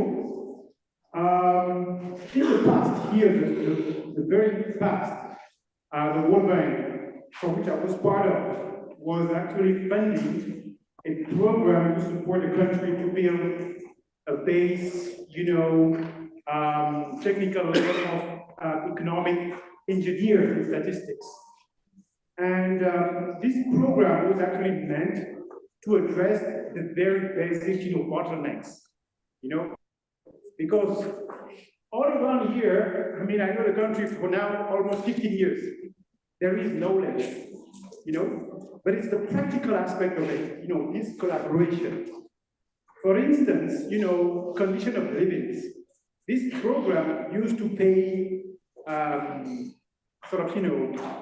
scholarships, and also making sure that these students would have good supervisors. I was a supervisor of two guys. One is now at the EFDB, African Development Bank, and the other used to work in the BRB. Two guys. I was actually the pen holder, two guys. So you need to consider that they really they are doing well, but they need those supports. Practical. Thank you. Okay. Bonjour. Je m'appelle la question c'est quel est le partenariat éducatif qui vaste proposé avec les universités africaines? La question, comment les étudiants vont compter permettent de bénéficier d'une collaboration en recherche et de développement? Ensuite, existe-t-il des programmes d'échange ou de mobilité étudiante avec les universités, la quatrième, quels sont les critères pour que les universités progressent entre la dernière réseau mondiale? Et la cinquième, c'est la dernière, offre-t-elle des formations en ligne hybrides, accessibles et privatives? Merci pour la question. Jean-Bosco, tu as bien entendu la question? Not really. Can you repeat the questions a bit closer? Est-ce que vous avez répété la question? Près de... You want me to send the question to you? I can send it to you via WhatsApp. The audio is really bad. I can't really hear much. Can you hear much, Peter? So neither Peter, no one can hear what you guys ask. I can hear when he has the mic there. I can hear that. So but only when you use the mic closer. You use the mic closer. I will send you the question and then you come back to all of these questions. Yeah.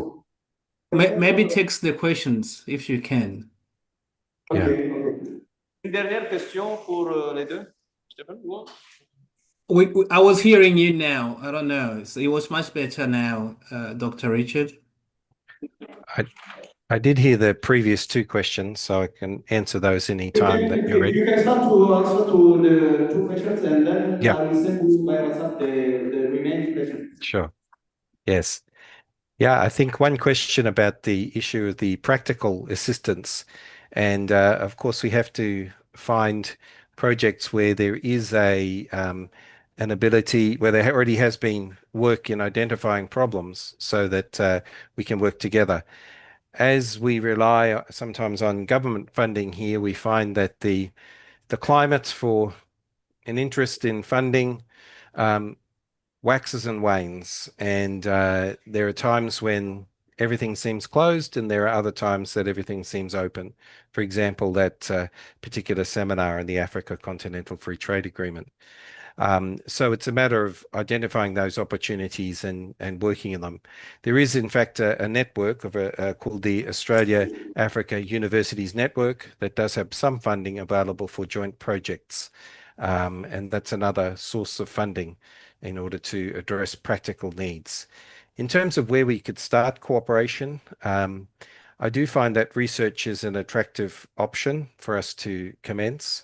And as I've said, we just recently completed, two students from Strathmore who had an external supervisor from Strathmore University. In the same way, I and John and others can serve as external supervisors for the students completing their PhD there in Burundi, as long as we have areas, our area of expertise aligns, of course. But that's one practical way that we can start cooperation, where we make ourselves available as external supervisors. We've got used to doing supervision online after COVID-19. And so it's made it easier for us to adopt this particular way of communicating. In fact, during that time, even my local students, we were all cooperating, doing our supervision online. And it's how we do most of our supervision now. So that's another way that we can commence our cooperation. Another is to just find that research consortia, get together people who have a similar interest and to develop those joint research projects together so that we can do areas of joint data collection. As I mentioned before, in our collaboration with Strathmore, we did have one of the lecturers, one of the senior lecturers visit us, and he delivered a fantastic seminar. And it was very well received in Griffith with some very unique ways of addressing how to develop farms and how to develop them using technology and right down to the level of the local farmer. So it was a very useful seminar, and we value that input. Yeah. Over to you, John. Do you have anything else? No, just to add, you can always collaborate. Help with the research area, not necessarily PhD level. Even students doing masters by research, we're more than happy to supervise as well. If it is an area of interest to me, yes, I'm happy to do that. I'm sure Peter has shown his interest as well, and we have a network of friends who might not hesitate to support and supervise PhD and master students doing their work by research. Yeah, and that's practical in a way. For me in the health area, particularly in the area of mental health, I have worked in hospitals for 10 years, so I'm quite familiar with the issues there. So I'm happy to work in that area also. And I think it's a matter of starting the collaboration as well. Start small, things which don't require a lot of resources, like research supervision, whether it's master's level or PhD, and then we grow the relationship bigger as we go. Then we can bring the university's leadership and the government along as we build the relationship. But I think it's very important to start small, things we can achieve without necessarily traveling, using technology. Yeah, I agree. What was the second question? I couldn't get it. Did you get the second question, Peter? No, the third question I didn't hear the last. The second one was practical. The first one was where do we start? The second one is what are the practical opportunities past funding available? At the moment, it's a matter of finding that funding. And I think it's important to note it's very hard to get funding before you can demonstrate there is a relationship and there is a working relationship in place already. So that's why I think finding students we can co-supervise from here or contributing to the research, collaborate first, and then we can seek joint funding together. But we can't demonstrate and And that leads to joint publications as well. We can utilize our experience in getting published to assist. Yeah. But the third question I couldn't quite hear. So I didn't hear the third question. There is a text coming in. Okay. Oh, here it is. Oh, it's in French. Maybe you can address this one to John. I can't see the actual question. Where is it? Can you try to share it? It says, what type of educational partnership is Griffith University proposing with African universities? That's my reading Okay, of the French. hang on. Quel type de partenariat éducatif supposed? Yeah. I think this is what the first question, which kind of partnership educational partnership can Griffith University propose with the Yep. African universities. And I think we've covered Yep. that. If we can do joint research, if we can supervise your PhD students or master students by research, that will be a good start. And then we can build the relationship stronger and stronger as we go and bring some other institutions and actors along. But I think we need to find something practical we can start on, whether it's research, joint publications, or sharing knowledge first, and then we can build relationship to something bigger like exchange programs. But you can't Yes. really do exchange. And that's when I say talk about the exchange, I'm talking about students. Jean Bosco? Yes, yes. You still have 5 minutes, so Yep. can you make a short Yep. talk in maybe in French or Kirundi or something like to summarize what you have been saying? Okay, great. Yep. I'll go with Kirundi if that's okay with you guys. Tuba Mhm. turavuga ati hari mu bintu byinshi twokorana hagati ya universite zo muri Australia. Twatanze akarorero Griffith kwe twese dufise affiliation kuri Griffith, mugabo ahantu zo muri Australia no mu Burundi hari byinshi dushobora gukorana, ariko kugira dukore ibintu binini ko dutangurira ku bintu biciriritse dushobora gukora ata buryo bwinshi bitwaye kugira twerekane yuko collaboration yahabaye.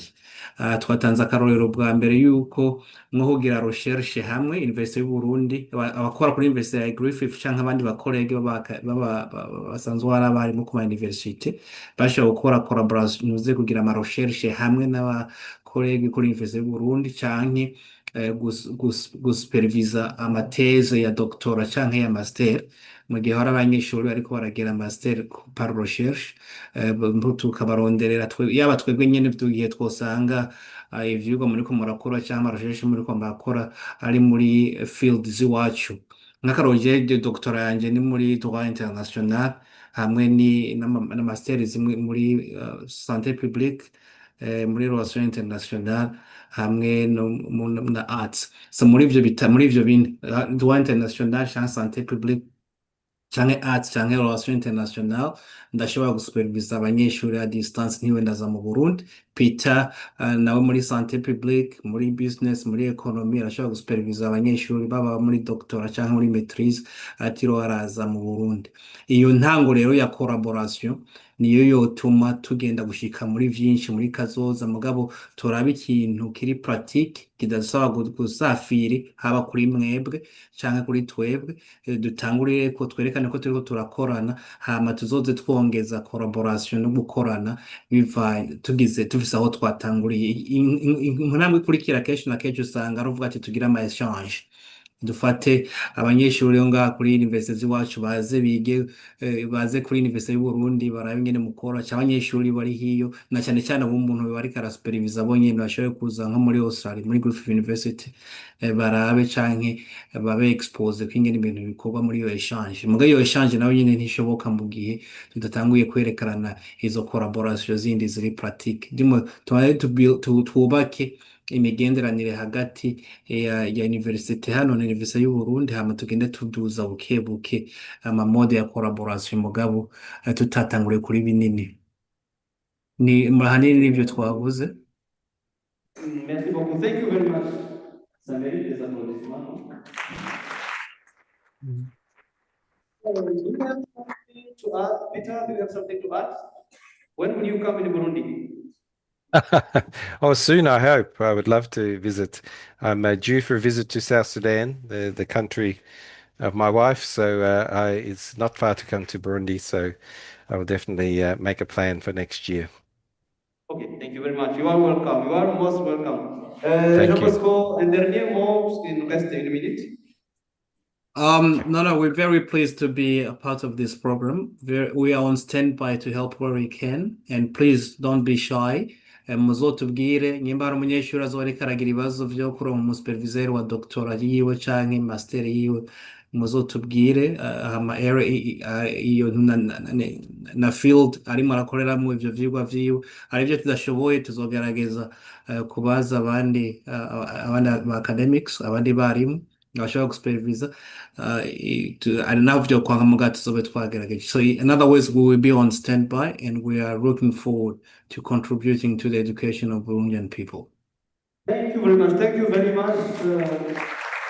Thank you for your presentation. Thank you for your time. Ni saa ngapi hiyo? What time is it? It's 6:40, almost 7 p.m. Okay. 19h. Tugeze masaa moya y'ijoro, tugeze umugoroba. Ok, ok. So, si vous voulez, vous pouvez rester avec nous. You can stay with us if you want. We have a rich program today. So, thank you very much. So now I'll be for 20 minutes. Thank you. Thank you very much. Someone else who is online, Jürgen, can you hear us? Yes, I can hear you. Can you hear me as well? Yes, very well. Can you share your presentation, please? Yes. Is it visible? Yes, slideshow, maybe? Yes.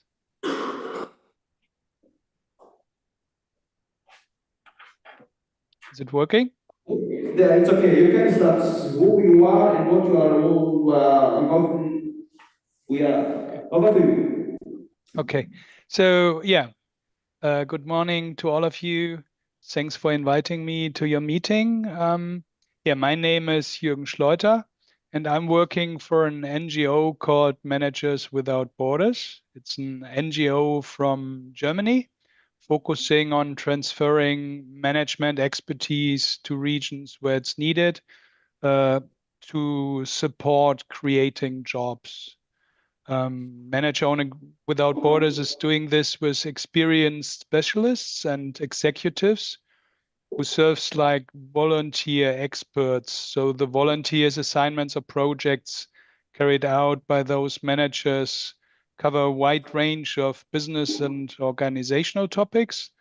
But normally it's about business consulting, coaching and mentoring, focusing on small and medium-sized enterprises, with a focus of Africa as well. Speaking about myself, I have more than 30 years of management experience in international corporations across various market segments, and worked for a multi-technology company. In the last years, my expertise was in the area of digital transformation, and business development, strategic marketing, and sales is one of my expertise areas too. But most importantly for me, it's all about implementation. It needs to be, we heard that already, it needs to be practical. It needs to be something that can be really implemented. So that's kind of the focus that I have, and kind of the focus that Managers Without Borders have. So let's talk about a project that, I developed with Dr. Richard, where we started to look at areas of like common concerns, and the question on how we can work effectively together. And Dr. Richard was telling us about the needs of the University of Burundi, for example, that you want to build up an entrepreneurial university. You want to look after the unemployment rate that's pretty high among your graduates. You want to stimulate innovation, self-employment. You're looking for partnerships. You wanted to translate training and something that creates real impact. So things that were pretty much in line with the sorts of what, Managers Without Borders, what we are doing. And, we propose to develop something that's, yeah, in Germany, pretty common. Normally in university approaches, it's called dual university approach. It's, something that is trying to mix theory with practical knowledge and, implementation knowledge and so on. And we thought that maybe applying AI to what the university, artificial intelligence, applying that to what the University of Burundi is planning might be a good next step. So that would involve learning on how to apply artificial intelligence in business environments, inspiring wider teams within universities, your incubator, partners of the incubator, and so on, and prepare for the next step, which is, self-employment. And, applying new methods and creative methods on how to work and, grow a kind of digital expert community. It was kind of the vision that we developed and that we try to dig down into. Of course, great ideas look good on paper. So a second thought was, is there the right infrastructure in Burundi? There's limited access, of course, to stable and fast internet. So can we even do that? Of course, there are technical issues, slow speed, other technical difficulties. You all know that better than me. Trust in data, quality of data, regulations and privacy. So we thought a lot about those challenges that are definitely there in Burundi, obstacles, that we had in mind. But then we thought, okay, it is probably the right time right now to start. And, we looked at some data points, we looked for some studies where, people from where we could see what other African countries are doing right now. And what we found a study, and that study, looked at like 150,000 participants in 188 countries. And, they collected response from people that are working in the commercial industrious area. And you see here that there are quite some African countries as well. So the respondents got into the research when there were more than 50 participants from a specific country. So Burundi is not there. So there were not enough respondents, to be shown here. But you see that the emerging economies, for example, in Kenya, Ghana, Nigeria, Uganda, are much leading the way, of course, in the AI adoption. And there's more AI adoption. And that was pretty interesting for me. Compared to Germany. Germany is much lower in AI adoption than some of the African neighboring countries. That was kind of a very interesting experience we had with that study.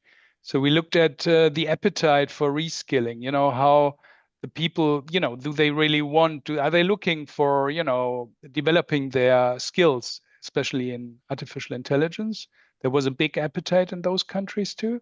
And, there are some inputs on, from sub-Sahara countries on what they want to learn and understand and so on. So we received some understanding of, the needs of learning programs and so on.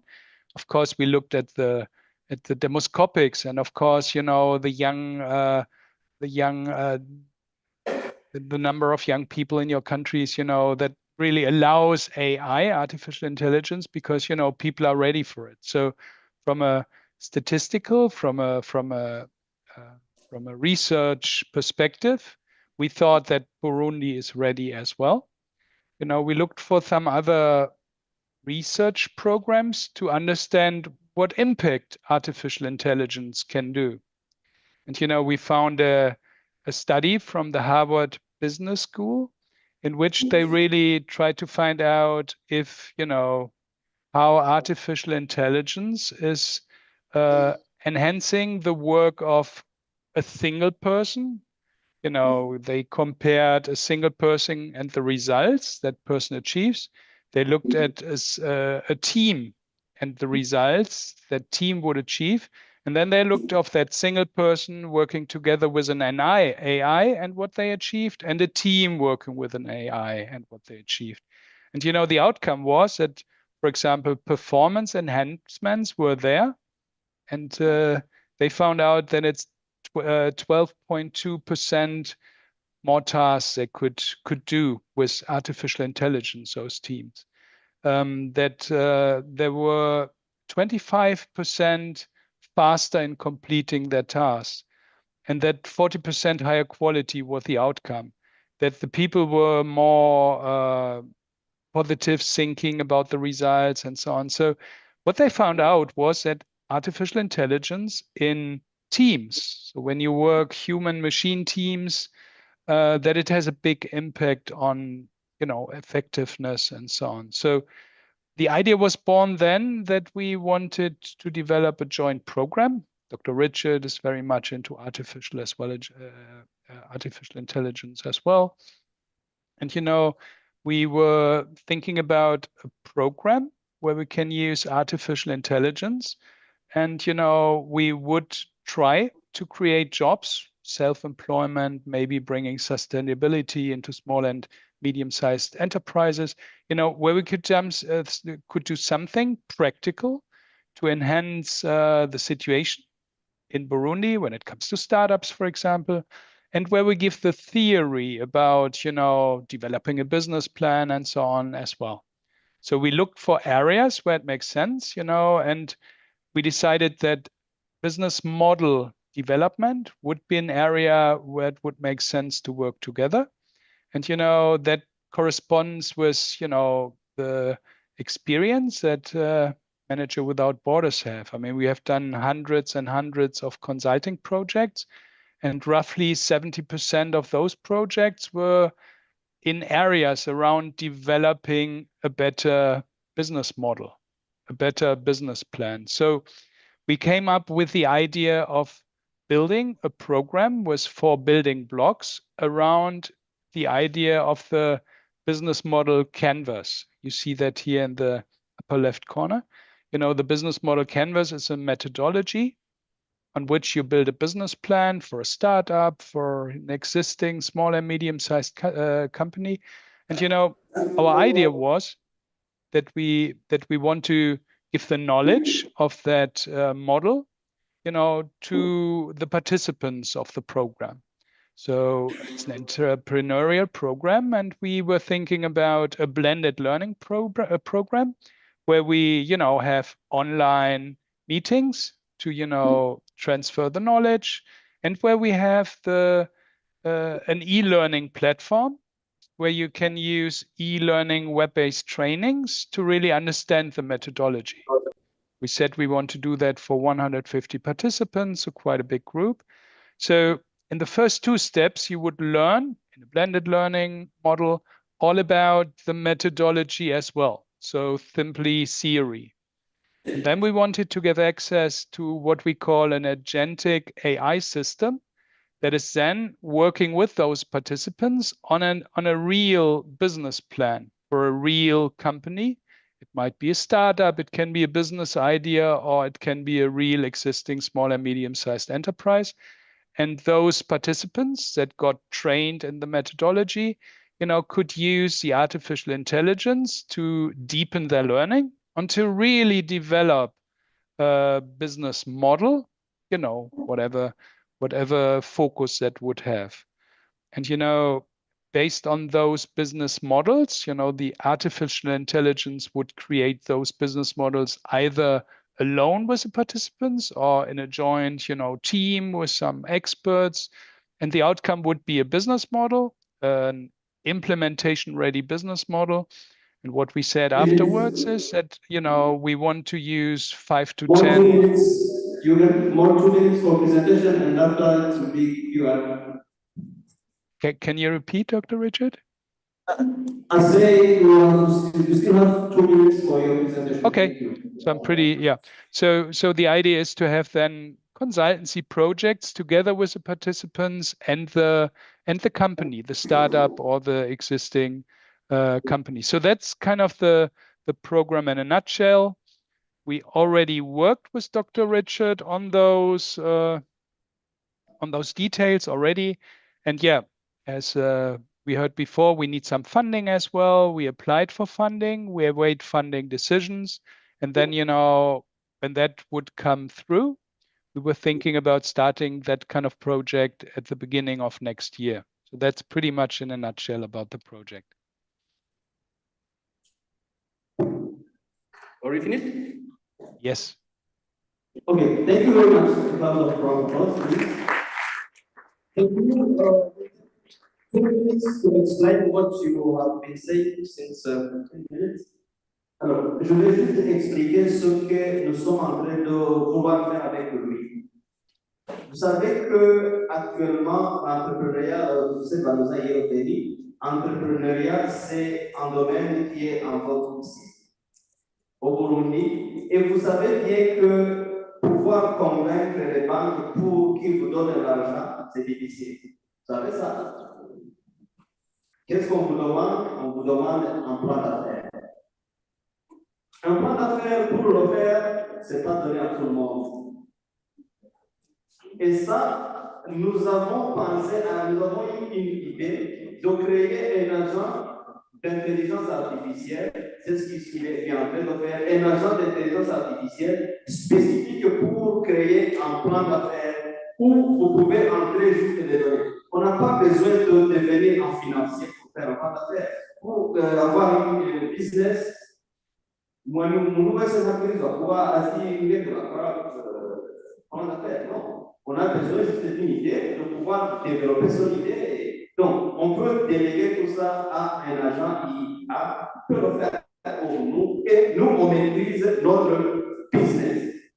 Voilà ce qu'on a pensé faire. Et maintenant, il est déjà à l'œuvre avec cela. Et c'est ce que nous voulons faire avec lui. Donc, développer ce qu'il a appelé study body for business model. Et cela va permettre à ce que vous discutez avec le modèle IA pour avoir à la fin votre plan d'affaires. C'est ça l'objectif.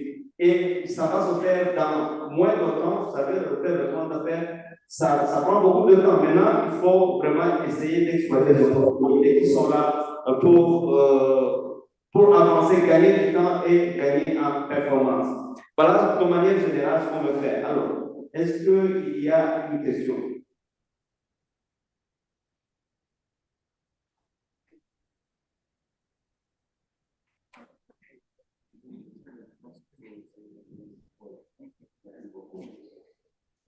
Les étudiants, c'est une occasion pour vous. Je l'ai dit dans mon discours, c'est une occasion d'échange. Vous rappelez ça?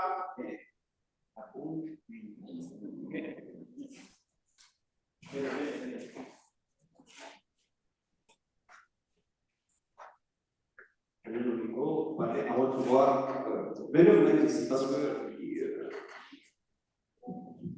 Bonjour, je m'appelle Aka, un étudiant de l'ISCO comptabilité marketing. J'ai une petite question. Et le titre nous relate le renforcement des entrepreneurs et modèles pour la création des jobs. Comment on va faire, ou bien comment on va renforcer, ou bien comment on va fortifier ces entrepreneurs. Ok. Venez. Les autres, deux personnes. Venez. The question is in the title of your presentation, as you mentioned, and how are you going to come up with your idea to be more practical? To get more, okay. So, you can wait 3 questions, so you will answer all the questions together. Okay, so the question is how we get practical, correct? Yes. Okay, so, I mean, Manager Without Borders. Just wait two more questions, so you will have time to answer all the questions before you take time for all the questions. Yeah. So, yeah, how we get practical. Okay, so, I mean, I'm sorry, you can just wait 2 more questions, so you will have time to answer all the questions together. Okay, understood. Ma question est, comment les étudiants peuvent-ils être impliqués davantage pour les projets de recherche concrets et applicables? The second question is how do students may be involved in your project practically?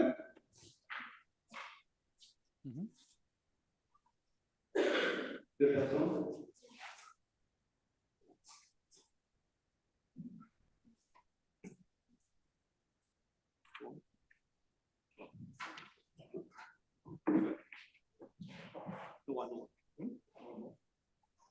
Yeah, thank you very much, Jorgen, for the presentation. Very innovative. I was thinking in terms of the perspective and constraint. I mean, business potential business, owners would actually face here in the country. Don't you think that this tool that we are developing could be expanded to a search, sort of funding tool that would help, future business holder here, or I mean, those who want to create businesses to just also access the potential opportunities in terms of funding within the country and maybe also regionally. Okay, the last question, Jürgen. Is your project benefit for you or both University of Burundi and your project with Manager Without Borders? Okay, now you have your time. You have about 10 minutes exactly for answering to all of the questions. Thank you. Okay. So, first question was sorry, about. Sorry, there is another question. And the last one. Moi, je réponds à notre frère. Je suis étudiant dans l'Université du Burundi, en département de développement communautaire en bac 2. Ma question est la suivante. Comme notre thème aujourd'hui est intitulé Renforcement de la recherche scientifique et du partenariat pour une meilleure contribution de l'Université du Burundi au développement socio-économique, ma question est la suivante. Qu'est-ce que nous pouvons faire comme nous les étudiants? Nous voyons que le problème que nous avons est le problème financier. Donc, ce que nous étudions dans le futur, en classe, nous savons, donc nous étudions beaucoup de choses. Donc, pour dire que nous étudions beaucoup de choses théoriquement, mais que nous ne pouvons pas mettre en pratique. Ma question est de savoir comment nous pouvons savoir comment nous pouvons avoir le financement pour faire nos activités, pour mettre en place nos projets. Merci. The question is what can student do or about these projects and how they can have the funding for the project. Yeah. Okay. Now you can answer all the questions. Thank you.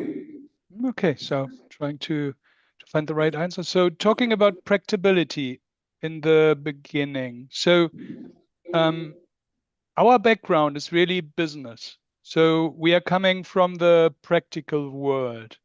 And, we are doing, consultancy projects with, real small and medium sized enterprises in African countries. We have done projects in Burundi too. So we are coming from the practical world. And, what we found out was that, with artificial intelligence, we have the chance to better, bring practical and theoretical world together, because we found out that, not necessarily, that methodology that I showed, the business model canvas, it's not necessarily known from those people, of course. So we spend quite a lot of time to coach and teach, the basics of the model when we do our consultant projects. That takes a lot of time.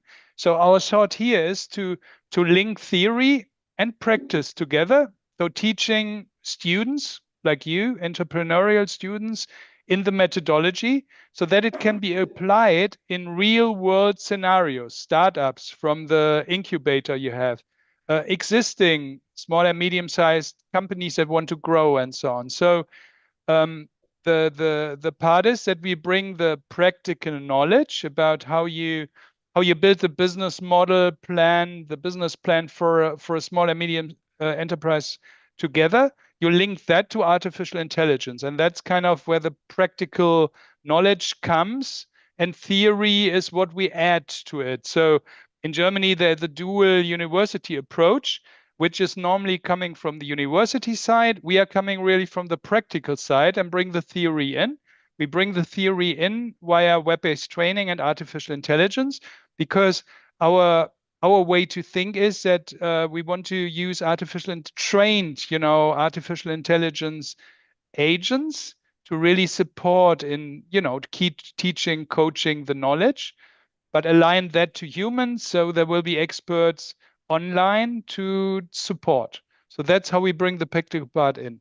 How the students are involved, it's very simple. I mean, the students in that program, the participants, I called them in my presentation, would receive the knowledge, the theory of the methodology, the business model canvas here, and they would get that via, what we are doing here. For example, an online session, we see that it's working, and they could get access to a web-based training about that topic. So they get all the theoretical knowledge already. Then they get access. So the students would get actually the access to the artificial intelligence. We call them study buddies, to create their own business model. So this links into the practical world. So they can do it either on a fictive kind of, business plan. They can just, come up with a fictional one to learn, or they can go out and, look for a small and medium-sized enterprise to practice, or to come up with a startup idea. And the artificial intelligence will help them to develop the business model. And, they get support here as well. Dr. Richard and I always talk about a blended learning model. So there we will have sessions, online sessions with questions and answers. And, then there will be the business models created for specific, cases, whatever that is. And, the last building block is really that we do actual consulting with a student and that, other company. Maybe the student wants to develop a startup, then that's the company from my perspective. And, they get consultant in a real project where we try to go into the direction of implementation. So hopefully that answers the question on what the students have about that. You talked about funding. Funding is a topic, of course, here. So Manager Without Borders can bring the knowledge to the table, and that means theory and practice. The artificial intelligence solution has to be built, and we need the funding exactly for that. We have contacts to artificial engineers here in Germany that can build that. So the development would be done with the shared knowledge of Burundi and Germany here. And it will be then, given to the university. So you can use that. You can apply all the data specific for Burundi. We can put them, let's say, into that study buddy. So at the beginning, it will have the theoretical knowledge of that, business canvas methodology. But the more, real cases are getting into the study buddy, it will be trained. We can add, economical data of Burundi, for example, into that study buddy. So it will get more and more individualized for Burundian needs. So that will be a further process. The thing is, our idea is when it's developed, we will have developed a blueprint, and that can be then used from the University of Burundi afterwards. Sorry, Dr. Richard. Can you have in the chat a question? Maybe you can answer this question in 2 minutes, because we still have 2 minutes. Thank you. The question in the chat? Oh, in the chat, in the Zoom. Can you see it? Yes. Are the funding of finance institutions included in this project beforehand? What we did is, we applied for funding with organizations in Germany right now. Yeah, and these are the finance institutions. So they got kind of a project application from us, and that's what they received. They got some, initial project plans. And yeah, that's how we moved forward. So we We gave them an idea about the project. I mean, the problem is really that artificial intelligence, it's not something that is funded right now. I think we are pretty much pioneers in that space. Makes it a little bit difficult. But yeah, we gave all our ideas and, you know, the financial frame we need to those organizations where we apply to funding. Is that answering the question? Okay, let's clarify something. That the question is, if after having the business model, business plan, they do the best business plan, how can we say that we will have funding? For implementing the business plan for a startup, you mean? Yeah, to maximize the chance of getting funds. That's part of the for a specific. Yeah, with the best business model. You mean when a business model is developed with a solution? Is that the question? What happens to a specific funding of a specific business model that should get executed? Is that the question? Yes. Okay, so that's from our perspective, the implementation. We can support that from a, you know, from a coaching perspective and so on, but not from a finance perspective. So as with every other enterprise, that startup would need to get funding from whomever wants to give money to it. So that's not part of this project. Our part is really to build the framework for the artificial intelligence to build up the business plan. When the business plan is there, obviously, for example, for a startup, that startup needs to finance via the normal ways of financing. Make sense? Okay. This is okay. So I would like to ask the audience to applause. Thank you very much for your presentation. Thank you for the chance to present. Thank you. Yeah, we are happy of having you, and we still try to see how we can finalize the collaboration, effectively having some funds. So thank you very much for your time, and if we have other questions, we will let you know all of these questions. Thank you. If you want, you can stay with us online. Thank you. Merci beaucoup pour cette session en ligne. On va demander juste à faire une petite pause à l'étudiant qui est de la formation complémentaire. Il est où? Tu es là? Ok. Alors, nous allons changer un tout petit peu, we are going to change a little bit. Nous allons écouter un témoignage de ce que nous faisons à l'ISCO. En termes de formation, comment est-ce que les étudiants le vivent. Et après cet étudiant, il y aura une série de 3 interventions des étudiants qui ont suivi une formation, un stage en alternance, et ils vont témoigner aussi, ils vont prendre le temps.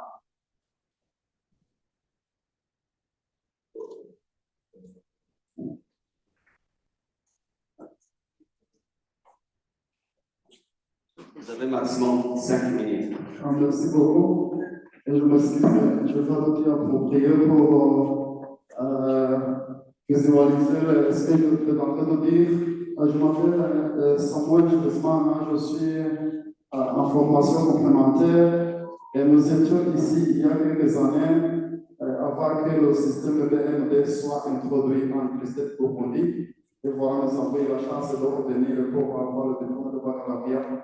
Alors, je suis profondément honoré de prendre cette parole en tant qu'étudiant bénéficiaire de la formation de l'ISCO. Il y a quelques années, mais aussi je continue. Alors, je vais témoigner l'importance de l'éducation et la recherche dans le développement dans notre pays. L'Université de Burundi a longtemps joué un rôle crucial dans la formation de plusieurs générations de leaders et de professionnels pour contribuer à la construction et au développement de notre pays. Et parmi ces il y a exactement nous-mêmes, et parmi nous, il y a des responsables administratifs, il y a également des banquiers, il y a également des chefs de coopératives, il y a également ceux qui aident des gens qui veulent créer de petites entreprises. C'est à travers la formation que nous avons ici, à l'ISCO. Donc, pour vous dire également, nous contribuons à la construction de notre pays. Alors, le renforcement de la recherche scientifique et du partenariat, comme le stipule le thème qui se trouve là-bas, est essentiel pour permettre à l'Université du Burundi de contribuer de manière significative au développement socio-économique de notre pays. Et alors, notre formation également nous a permis de générer des connaissances et des innovations qui peuvent aider à résoudre les problèmes de développement socio-économique. Et dans le domaine du commerce et de l'économie, la recherche scientifique peut aider également à comprendre les défis auxquels notre pays est confronté et à développer des innovations pour les résoudre. Même si je suis en train de dire qu'il y a une formation que nous avons ici en Université de Burundi, nous sommes, même si nous sommes des étudiants, aussi sur le terrain, il y a des problèmes que nous rencontrons, parmi lesquels ils ont été déjà cités, le problème de manque de capitaux suffisants pour nous-mêmes pouvoir développer nos entreprises ou bien nos projets. Nous rencontrons des problèmes de capitaux, mais avec ce problème, quand même, nous essayons à surmonter ça. Mais avec également le partenariat de ces entreprises et des institutions de recherche, peuvent nous aider, bien sûr, à accéder à des connaissances et des technologies de pointe, à former nos personnels au bon niveau et à développer des solutions adaptées aux besoins de notre pays. Voilà. Mais nous pouvons également émettre des propositions pour pouvoir développer cet esprit d'entrepreneuriat scientifique. Les propositions peuvent être renforcées, le renforcement des capacités de recherche, le développement des partenariats, la promotion de l'entrepreneuriat, le renforcement de la collaboration comme elle a été dit, et l'orientation des recherches vers les priorités nationales. Nous avons peu de temps, donc je peux terminer. Allez-y, je peux continuer. 30 secondes. Ah, ok. En Europe, nous devons travailler en tant qu'étudiants, en tant qu'anciens étudiants de l'ISCO. Nous devons travailler ensemble pour développer les capacités de recherche, développer des partenariats, promouvoir l'innovation et renforcer la collaboration des commerces. Merci beaucoup. Merci. Juste un petit mot sur lui. Il fait partie de ceux qui suivent le programme de formation complémentaire. C'est un programme qui est dispensé à l'ISCO et qui est dispensé à mode hybride. Une partie des enseignements sont faits en ligne et une partie en présentiel. Voilà. Ça, c'est une nouvelle approche et nous sommes l'unique faculté de l'université qui le fait. Ces étudiants, c'est 3 étudiants que voici ici. Ce sont des étudiants, les 3, c'est des étudiants de la formation complémentaire. Non pas de la formation, mais du développement communautaire. Ils ont suivi un stage et ils ont acquis des connaissances dans l'approche de formation en alternance. Nous allons les écouter. Chacun aura 5 minutes et si vous pouvez faire moins, ça peut nous arranger pour bien gérer le temps. Allez-y. Chers invités distingués, chers docteurs chercheurs et chers collègues étudiants, bonjour. Vous tellement bien. Vous tellement bien. Merci. Je suis très reconnaissant envers le Seigneur qui m'a accordé ce peu de vie pour ce moment. Et je suis aussi très reconnaissant envers ceux qui viennent de m'accorder la parole. Je suis aussi très reconnaissant envers les membres de l'équipe qui m'ont permis d'être ici pour le moment afin de vous présenter l'expérience que j'ai reçue depuis le stage que nous avons effectué. Je suis l'un des étudiants qui ont effectué le stage dans la société coopérative de Soumako et supermarché communautaire situé à Nyanza en province Buringa. Nous avons bénéficié d'une grande opportunité pour une formation duale, formation en alternance. Et auparavant, c'était prévu que c'est pour théorie en classe et la pratique dans les coopératives. Mais l'opportunité a été réalisée en stage.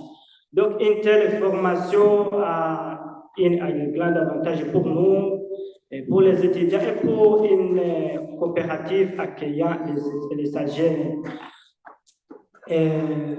Une telle formation donc a une grande opportunité pour les étudiants de mettre en pratique les théories que nous avons appris en classe et juste de renforcer l'expertise et la compréhension du domaine professionnel par l'étudiant. Il y a aussi le renforcement des compétences sur le plan professionnel et personnel. Une telle formation est avantageuse pour l'étudiant dans le développement d'expérience pour le travail en équipe, la communication professionnelle et l'exploitation de théories vers les pratiques quand même. Ici, nous mentionnons les cours qui nous ont aidés à réaliser ce qui nous ont été fournis comme cours de la coopération 1, c'est en bac 2, en deuxième baccalauréat. Le cours de la coopération est la gestion des infrastructures communautaires, le cours de stratégie de planification et développement, technique d'organisation et gestion des associations et la sociologie virale. Il y a d'autres cours, mais ceux qui nous ont intéressés beaucoup, c'est ça. Et il y a aussi un autre avantage, comme l'inspiration de s'engager dans les activités de développement. Passer dans les différents secteurs d'activité de la société coopérative de Somako a créé les idées de la participation pour une meilleure contribution pour le développement du pays. L'historique de la coopérative montre une meilleure progression motivante et encourageante. Je vais aussi mentionner l'avantage pour une institution accueillant les stagiaires. Il y a donc la disponibilité d'un main-d'œuvre accrue, ce qui permet une grande réalisation des activités du développement prévues pour l'unité périodique. Donc, nous avons accompli à la lettre toutes les activités qui nous ont été confiées de faire. Et je ne peux pas oublier de mentionner que nous avons aidé à l'implantation de plus de 5 coopératives des agriculteurs, producteurs de maïs pour un nouveau projet de la société coopérative de Somako intitulé Somako Maïs. En conclusion, donc, la formation en alternance est primordiale et essentielle pour la formation des étudiants compétents et qualifiés pour la contribution dans le développement du pays. Le temps aussi peut être augmenté pour la réalisation des activités lorsqu'on implante de la formation duale, donc théorie en classe et pratique sur télé. Il y a aussi le temps peut être augmenté parce que je me souviens que nous avons réalisé dans l'implantation des coopératives et nous avons formé la population jusqu'à la rédaction seulement des statuts. Nous n'avons pas participé dans l'élection des dirigeants de ces coopératives. Donc, il fallait aussi un soutien pour les populations afin que les choses soient claires et bien réalisées. Et merci à vous tous pour une aimable attention.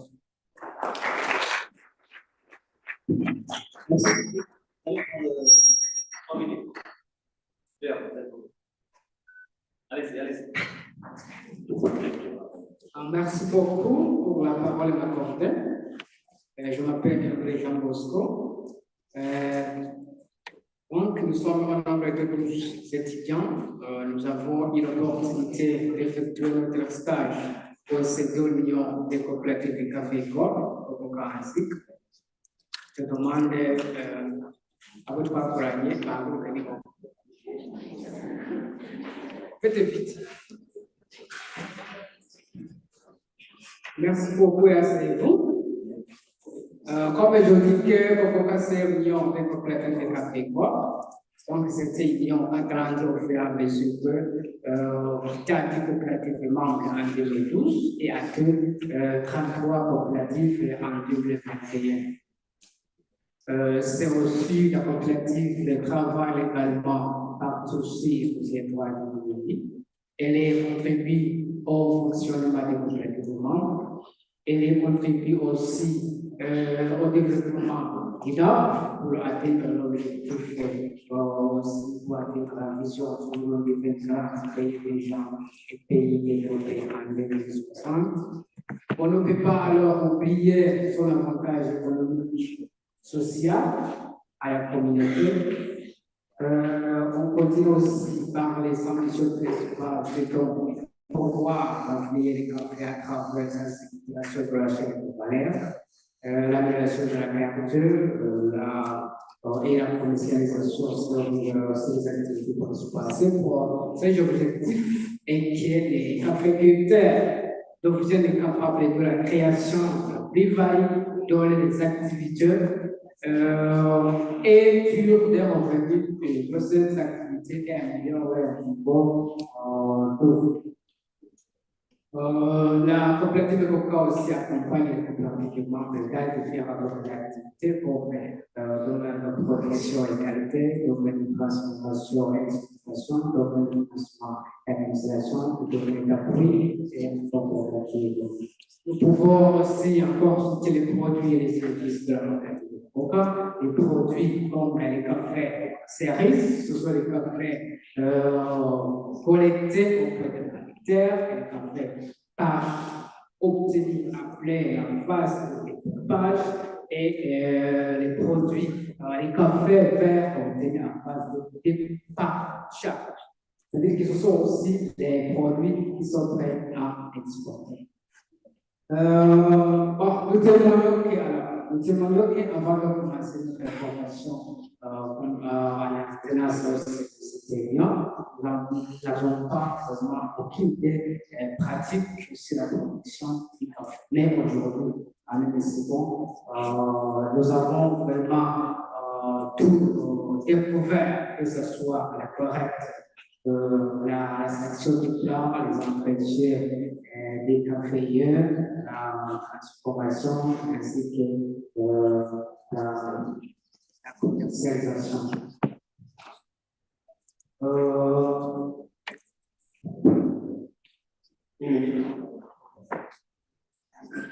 Alors, nous avons que grâce à cette information, nous avons aussi que cette information nous a transformés sur le plan personnel, là où nous avons appris la ponctualité, la rigueur, la communication et la confiance. Au plan professionnel, après d'avoir toutes ces connaissances techniques apprises, la production a augmenté, la qualité s'est aussi améliorée, nous avons aussi amélioré les relations interprofessionnelles.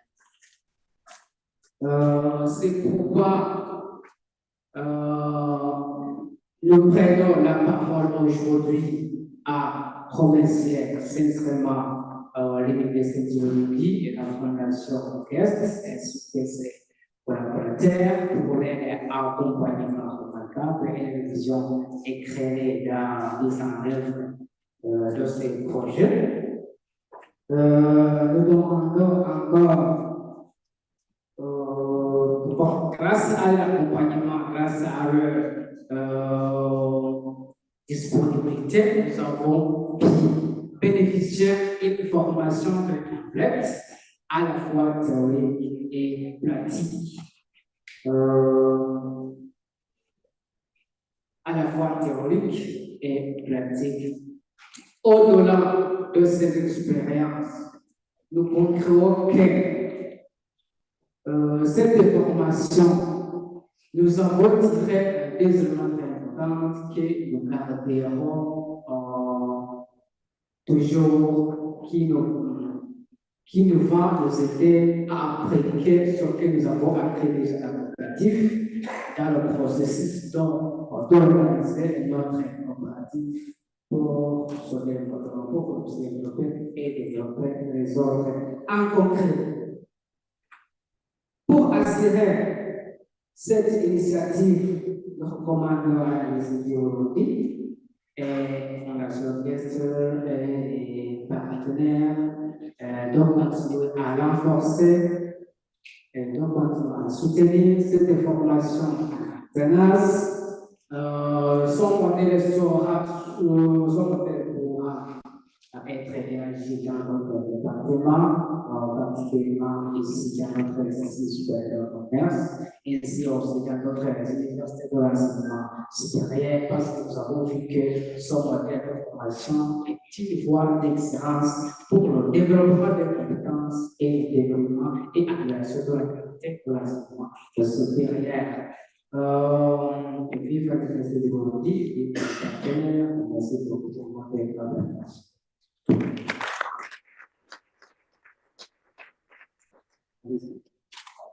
Merci de m'accorder la parole. Et je réponds au nom de la GG, les deux étudiants qui sont effectués les stages dans la coopérative qui vont nous voir. Comme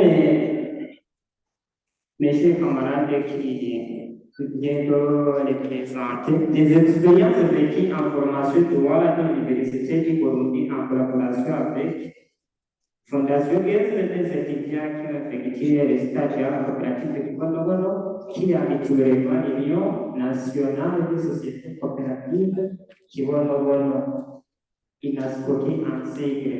Durant son stage, nous avons travaillé dans différents services comme accueil, secrétariat, matriculation, numérisation, digitalisation, ainsi que médias. Et nous avons acquérir de nombreuses compétences utiles tant au bureau qu'à l'usine. Je vais vous faire part de nos expériences, de nos principes d'expérience. Premièrement, au service d'accueil.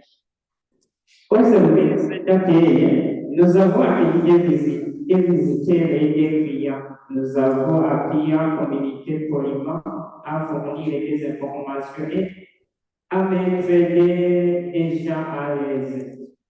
Cela nous a permis d'améliorer notre communication et de gagner en assurance.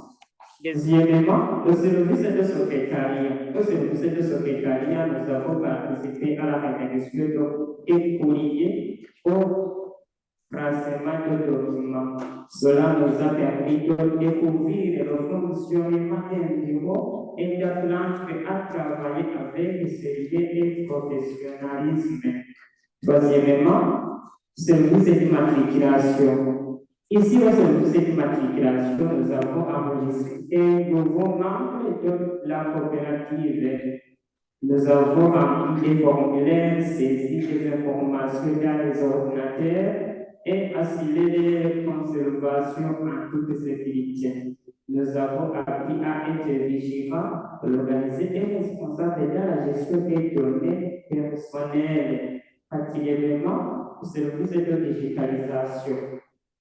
Et au service de digitalisation de la coopérative de Kibonobono, nous avons participé à la numérisation des documents papier et à leur enregistrement sous forme de fichiers numériques. Nous avons également appris à inscrire les membres sur un logiciel dédié.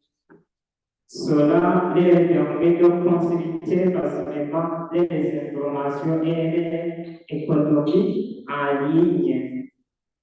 Nous avons appris à utiliser la digitalisation. Bien sûr, vous avez vu que nous sommes encore avec les partenaires qui sont allés. Cela nous aide à travailler même à distance, comme vous les avez vus. Cinquièmement, service de médias. Dans le service de médias, nous avons travaillé sur la communication. Nous avons contribué à la publication de mises à jour sur les réseaux sociaux, à la prise de photos et à la rédaction de courts messages. Nous avons appris à partager des informations clairement et à capter l'attention. Après les activités de bureau, nous avons eu l'occasion d'aller à l'usine de production des savons des savons solides et de transformation de l'huile difficile. À l'usine, nous avons aussi observé la transformation des graines difficiles en huile, qui est très important sur le marché international et international. Nous avons suivi chaque étape de processus de fabrication. Nous avons également comment le savon est fabriqué à partir de femmes. Après cette visite, nous sommes rendus dans la province de Bobanza, là où la coopérative cultive l'Office. Là, nous avons rencontré avec un environnement qui nous a présenté en détail l'activité de l'ISCO. Il nous a montré les techniques agricoles de la plantation à la récolte, en passant par l'entretien de plantes. Nous avons également appris l'importance du sol et nous avons suivi pendant la période de croissance. Ce stage nous a permis d'acquérir une expérience complète. Nous n'avons pas seulement appris la théorie, nous avons mis en pratique les recommandations que nous avons étudiées en classe. Nous avons amélioré notre travail d'équipe, notre communication et notre compétence informatique et appris à nous comporter en milieu professionnel. Nous remercions sincèrement la coopérative de Kibonobono ainsi que nos partenaires qui nous ont fait tout. Qui habituellement, cette coopérative de Kibonobono, comme je l'ai dit, c'est l'Union nationale des sociétés coopératives qui vont nous ISCO qui en cible. Ce stage nous a permis de grandir et de nous préparer pour l'avenir. Merci, ma présentation pour la coopérative qui va nous et ce tribune est ici. Mais bien sûr, vous voyez m'introduire aussi quelques minutes. Merci beaucoup pour une minute. Et je reviens encore dans notre époque. Pas un étudiant sur la formation complémentaire, mais un étudiant qui a déjà se coopéré avec les autres étudiants de classe en formant une coopérative dénommée COPECVS, qui est la coopérative pour la promotion de l'éducation et la création de l'emploi via la solidarité. Les personnes voient les coopératives de la classe. Les membres de la coopérative, vous vous levez.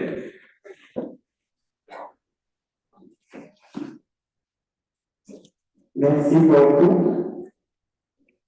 Qu'est-ce que vous avez déjà fait avec la coopérative? Je vais dire ce que nous avons fait. La coopérative, c'est une coopérative pour la promotion de l'éducation et la création de l'emploi via la solidarité. Et une coopérative créée par des universités de la promotion de l'année académique 2023 à 2024.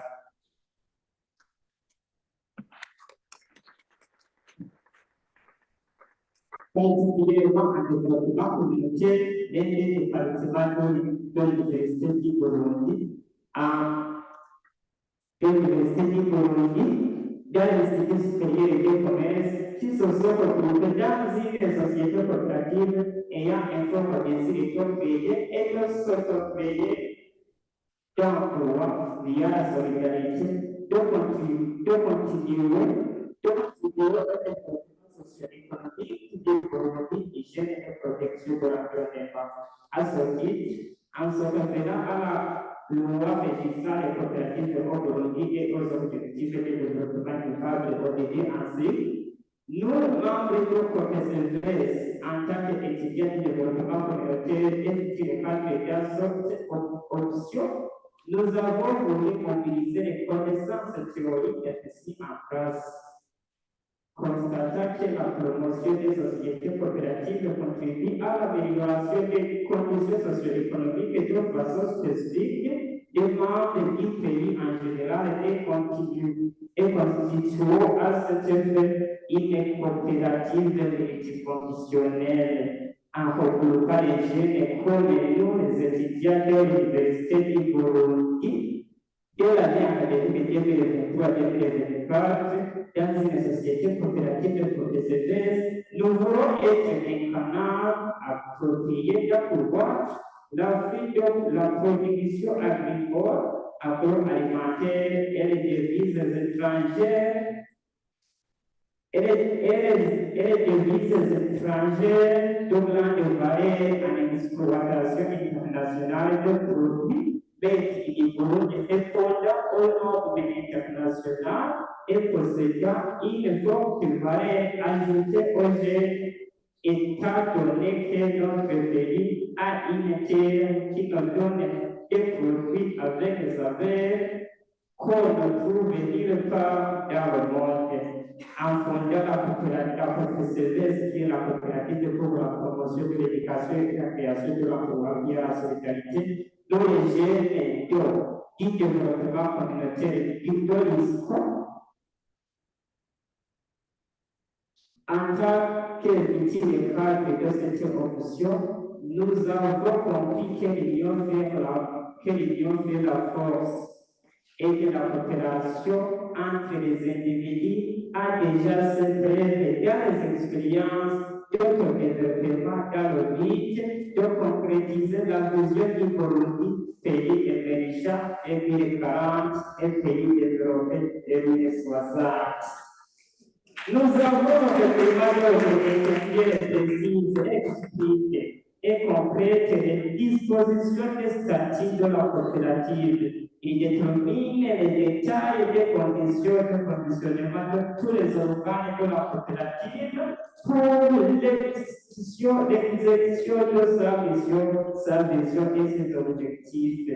Il est approuvé par l'Assemblée générale et pourra être modifié en cas de nécessité à la majorité des 3 tiers des membres coopératives. Voilà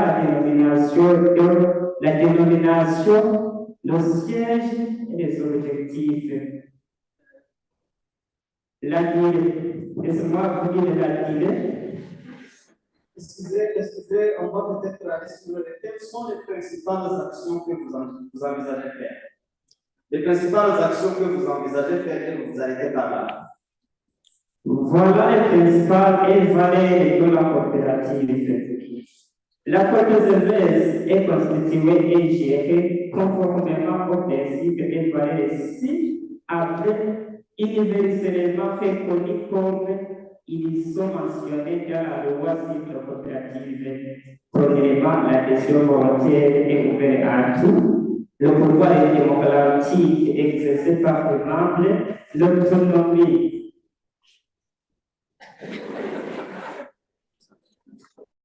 Voilà les projets en cours. Nous avons beaucoup de projets qui sont en cours et ceux qui sont en préparation. Les projets en cours, nous avons le stock des haricots. Nous avons fait le stock des haricots de bonne qualité et qui sont sur le marché d'alors. Dans le kilogramme est vendu sur 3 000 francs. Il y a nous sommes tentés de faire un commerce là où nous avons des mèches pour les dames. Là aussi, à bas nous avons l'élevage des porcs, nous avons l'élevage des chèvres et aussi il y a des projets qui sont en train que nous pouvons réaliser en conclusion. Nous, membres de la CDS, nous avons beaucoup de projets que nous voudrions réaliser. Comme vous le savez que l'union fait la force et qu'il y a un proverbe qui dit qu'il y a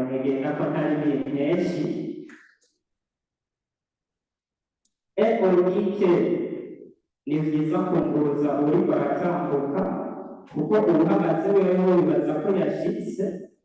Nous voulons votre soutenance possible pour que notre coopérative réalise ses objectifs, sa mission et sa vision, et trouver des partenaires nationaux et internationaux. Nous ne pouvions pas de vous dire que nous avons le numéro de compte bancaire ouvert dans la coopérative. Nous sommes engagés dans la COP, nous avons tous les documents nécessaires pour recréer statut, certificat d'enregistrement, le livre de conditions du commerce. Voilà. Merci pour votre attention. Voilà notre fait de ma présentation sur la coopérative pour la promotion de l'éducation et la création à l'efficacité dans le développement communautaire des langues et des merci. Merci beaucoup. Merci beaucoup. Je vous demande de rejoindre mon place. Normalement, je suis le garant du timing. Mais là, j'ai senti la chair de poule et j'ai laissé les étudiants s'exprimer. Vous avez vu, ils n'ont pas posé de questions. Quand ils viennent de parler, j'ai dit, je vais les laisser parler, mais quand même, on doit continuer. Et je m'excuse pour le panel qui va suivre. Nous avons déjà un retard de 10 minutes. Qu'est-ce qui m'a fait que je laisse ces étudiants parler? C'est parce que ici à l'ISCO, nous avons engagé une nouvelle approche de formation en alternance. Formation en alternance, c'est quoi? Une partie de la formation se fait dans les classes, une autre partie, nous voudrions bien que ça soit dans les entreprises. Et comme ça, les étudiants vont apprendre en pratiquant. Nous avons déjà commencé avec le département de développement communautaire. Nous venons de faire un projet pilote et visiblement ça marche. Nous sommes en train de penser à le faire avec le département de bibliothéconomie. C'est pourquoi nous avons invité le bibliothécaire en chef dans ces activités. Nous avons aussi l'idée de le faire avec l'ordre des professionnels comptables du Burundi. Nous avons un département de comptabilité. Nous avons invité le président de cet ordre pour comprendre ce que nous sommes en train de faire. Nous avons aussi un département de commerce et marketing. Et nous avons invité la Chambre fédérale de commerce et d'industrie dans ces activités. Nous voudrions bien qu'ils accueillent nos étudiants. Nous avons aussi invité, je crois que j'ai tout terminé, voilà, assistant de direction, vous travaillez partout. Nous avons la Banque mondiale, nous avons les organisations internationales qui sont ici. Toute personne qui veut collaborer dans ce sens, surtout pour l'accueil de nos étudiants, pour être beaucoup plus pratique, nous avons partagé avec vous un document sur lequel les partenaires peuvent participer, montrer leur présence. Et je vous remercie pour ce temps qui a dépassé et qu'on a jugé important. Et maintenant, nous allons faire une petite pause. Je vais demander à tout un chacun de se lever. Juste une pause de 5 minutes. On va se lever.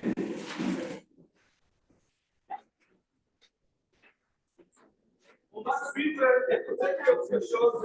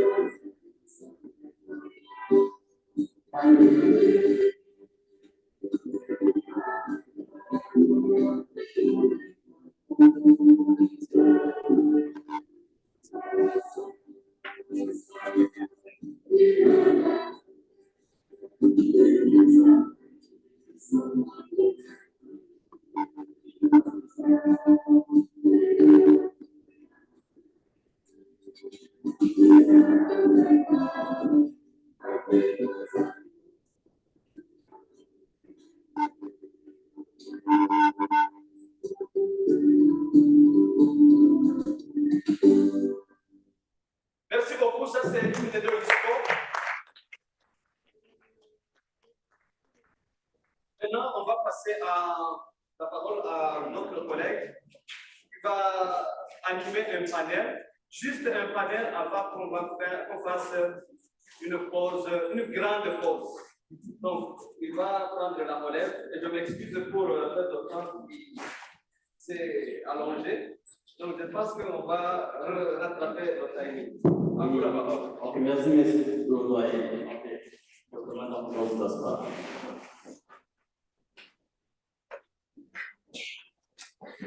Ok, pour le moment, nous allons suivre, ça sera comme un débat. Donc, il y a des pannelistes qui vont venir ici. Je voudrais inviter le professeur Christian ici. Aussi, j'invite aussi le docteur Léonard, il est enseignant-chercheur, donc il va nous partager quelques expressions la recherche. Merci Davido, qui va nous des éléments empêchés, mais ça va, nous allons juste suivre ce que nous recevons en partage. Donc, il y a un terme. Voilà le thème alors que nous allons discuter ensemble. Recherche au service de l'innovation. C'est ça? Chers panélistes, donc il y a un sous-thème qui est intitulé comme ça, l'impact de la recherche universitaire sur l'innovation entrepreneuriale et managériale des organisations au Congo. Avant que vous puissiez répondre à quelques questions, je vais justement introduire ce question. Parmi nous, nous avons que la recherche universitaire joue un rôle très essentiel dans la promotion et le développement économique et social. en particulier à travers la production et la division des connaissances. Ici, au Burundi, comme vous le savez, les universités constituent des pôles de savoir dont le potentiel d'innovation reste encore partiellement exploité. Vous savez que les résultats de la recherche scientifique peuvent contribuer à renforcer la compétitivité des entreprises, à améliorer aussi les pratiques managériales et à stimuler la création d'entreprises innovantes. Donc, dans cette discussion, nous allons alors comprendre le lien entre le monde académique et le secteur productif, qui demeure souvent fait ici au Burundi, tout en limitant l'impact réel de la recherche sur l'innovation entrepreneuriale et managériale. Donc, comme vous le savez aussi, la recherche ne se limite pas à l'acquisition de connaissances théoriques, mais elle constitue un véritable levier d'innovation au service du développement économique. La recherche au sein de l'ISCO se positionne comme un modèle de changement. Donc, en tant que chercheurs, nous sommes des modèles de changement qui favorisent l'émergence de nouvelles pratiques entrepreneuriales et managériales. Elle permet non seulement à renforcer le lien entre le monde académique et le secteur privé, mais aussi de contribuer activement à l'organisation du tissu économique national. Alors, dans ce contexte, il devient nécessaire d'analyser comment la recherche universitaire influence la dynamique d'innovation au sein des organisations burundaises, d'identifier les mécanismes de transfert de connaissances existantes, ainsi que les obstacles qui peuvent freiner cette collaboration. Donc, je pense qu'une telle réflexion permet de bien comprendre le rôle que peuvent jouer les universités, surtout ici à l'ISCO, comme catalyseur de transformation économique et managériale. Donc, avec cette brève introduction, je pense que vous comprenez ce que nous allons faire alors. Pour le moment, je vais m'adresser au prof Prisca et peut nous partager quelques connaissances sur la recherche et l'innovation. Chers professeurs, dans quelle mesure les résultats de la recherche universitaire sont-ils appliqués dans les entreprises, plus particulièrement ici au Burundi?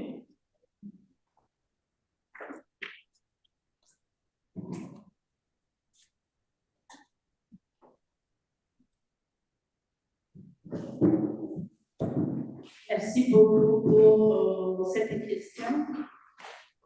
Avant d'intervenir, permettez-moi de me présenter une brève présentation. Effectivement, je suis professeur Prisca Niyohile. Je suis encadrée à l'Institut supérieur de commerce et j'ai une spécialisation en finance. Voilà. Alors, bon, je suis enseignant, je suis en même temps chercheur. C'est dans ce cadre qu'on me pose la question de parler un peu de l'impact de la recherche sur l'innovation entrepreneuriale et managériale dans nos organisations et dans nos entreprises. Comme vous le savez, les résultats de la recherche constituent une aide à la prise de décision ici et là. Donc, ce n'est pas une réalité spécifique comme on dit, c'est d'une façon générale. Comme vous le savez, chaque recherche scientifique formule des recommandations ou des suggestions applicables par les entreprises ou les organisations concernées. C'est dans ce cadre que ces institutions désireuses d'améliorer leur modèle de fonctionnement les mettent en application. Ça, c'est d'une façon générale du nord au sud, de l'est à l'ouest. Si nous regardons alors autour de nous ce qui nous concerne au Burundi, nous voyons des exemples d'application beaucoup plus dans le domaine agricole, où Il y a des recherches sur l'amélioration du fumier, la sélection des semences améliorées, des nouvelles variétés qui vont dans le sens de lutter contre la pauvreté. Donc, tout cela éclairé par la recherche. Nous voyons aussi, mais cela n'émane pas de la recherche burundaise, nous voyons aussi dans le domaine médical des médicaments qui sont retirés sur le marché, des nouveaux médicaments.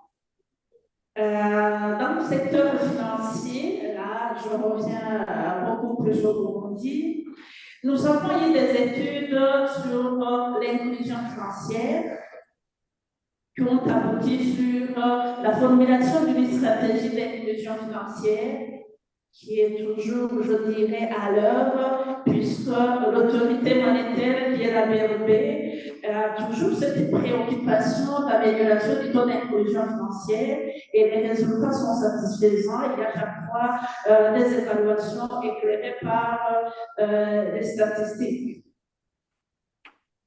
Donc, je pourrais dire que, et puis, nous avons aussi des recherches, beaucoup de recherches sur l'égalité de genre et nous voyons des améliorations dans ce domaine dans notre pays au Burundi. Donc, il y a des politiques qui s'alignent par rapport aux résultats de la recherche. Et puis, au niveau politique public, j'ai été moi-même contactée il y a quelques jours par une autorité de haut niveau par rapport à un article que j'ai publié sur les facteurs de refus de financement des petites et moyennes entreprises burundaises par les banques. Et l'autorité l'a trouvé très pertinent comme guide par rapport aux réunions qu'il allait tenir. Et donc, il m'a posé des questions d'éclaircissement. Et voilà, c'est déjà quelque chose qui montre que les recherches guident les décisions dans notre pays. Je pense que c'est ça que je peux dire sur l'implication de la recherche, des résultats de recherche pour influencer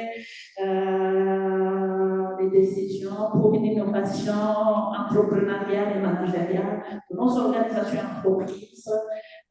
Merci. On aura un autre cadre de parler des défis, puisque même si nous parlons de ces implications, vous savez bien que la recherche au Burundi, c'est quelque chose qui va avec beaucoup de défis.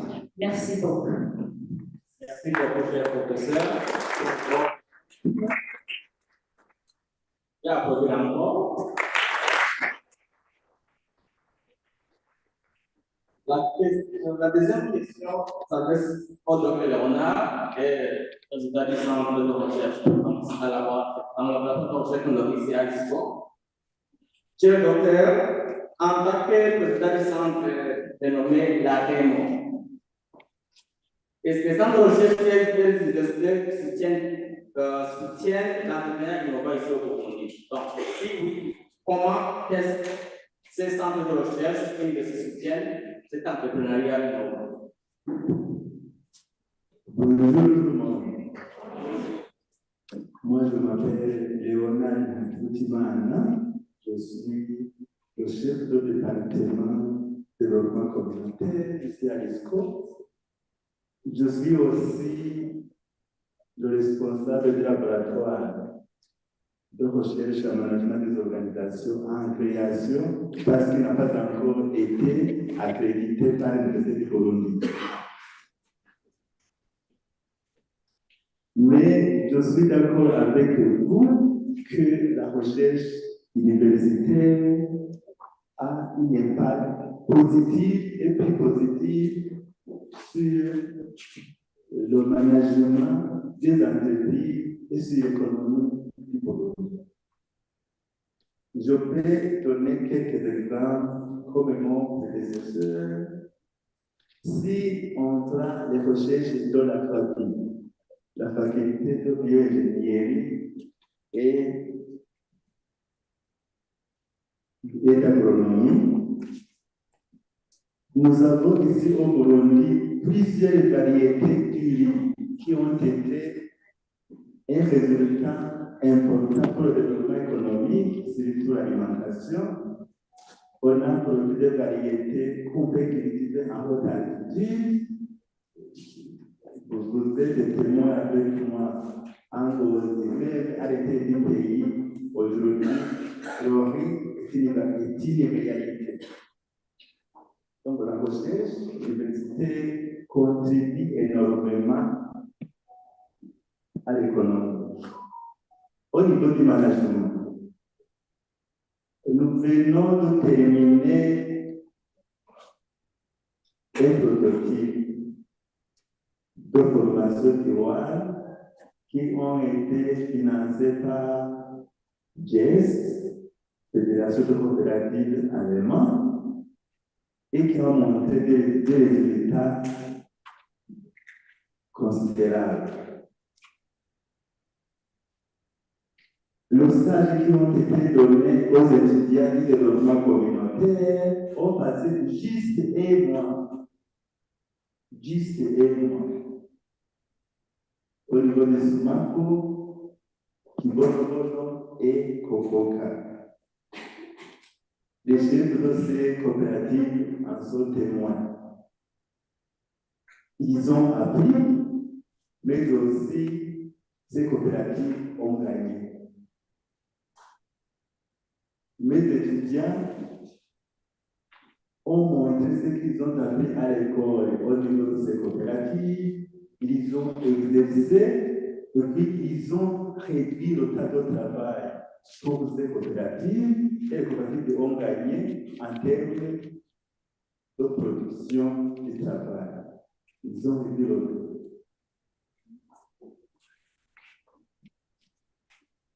Les étudiants aussi ont gagné. Ils ont acquis des connaissances nouvelles professionnelles. Si vous voulez les prendre, parce que nous sommes ISCO, forme des professionnels. À la fête de l'exercice universitaire, ils vont directement au travail. Si vous avez une entreprise et si vous voulez un employé, vous pouvez venir à l'ISCO et prendre un étudiant qui offre le stage en formation duale. Et vous allez gagner. Pourquoi vous allez gagner? Nos étudiants ont été formés, ils ont développé des compétences pratiques immédiatement transférables sur le travail. Donc, vous avez du travail sur votre des employés qui ne demandent pas d'adaptation. On ne peut pas les former pour devenir fabricateurs de savon parce qu'ils savent déjà. Ils sont devenus ici devant vous. Donc, je suis sûr que la recherche universitaire a une impact sur la performance des entreprises ici au Burundi.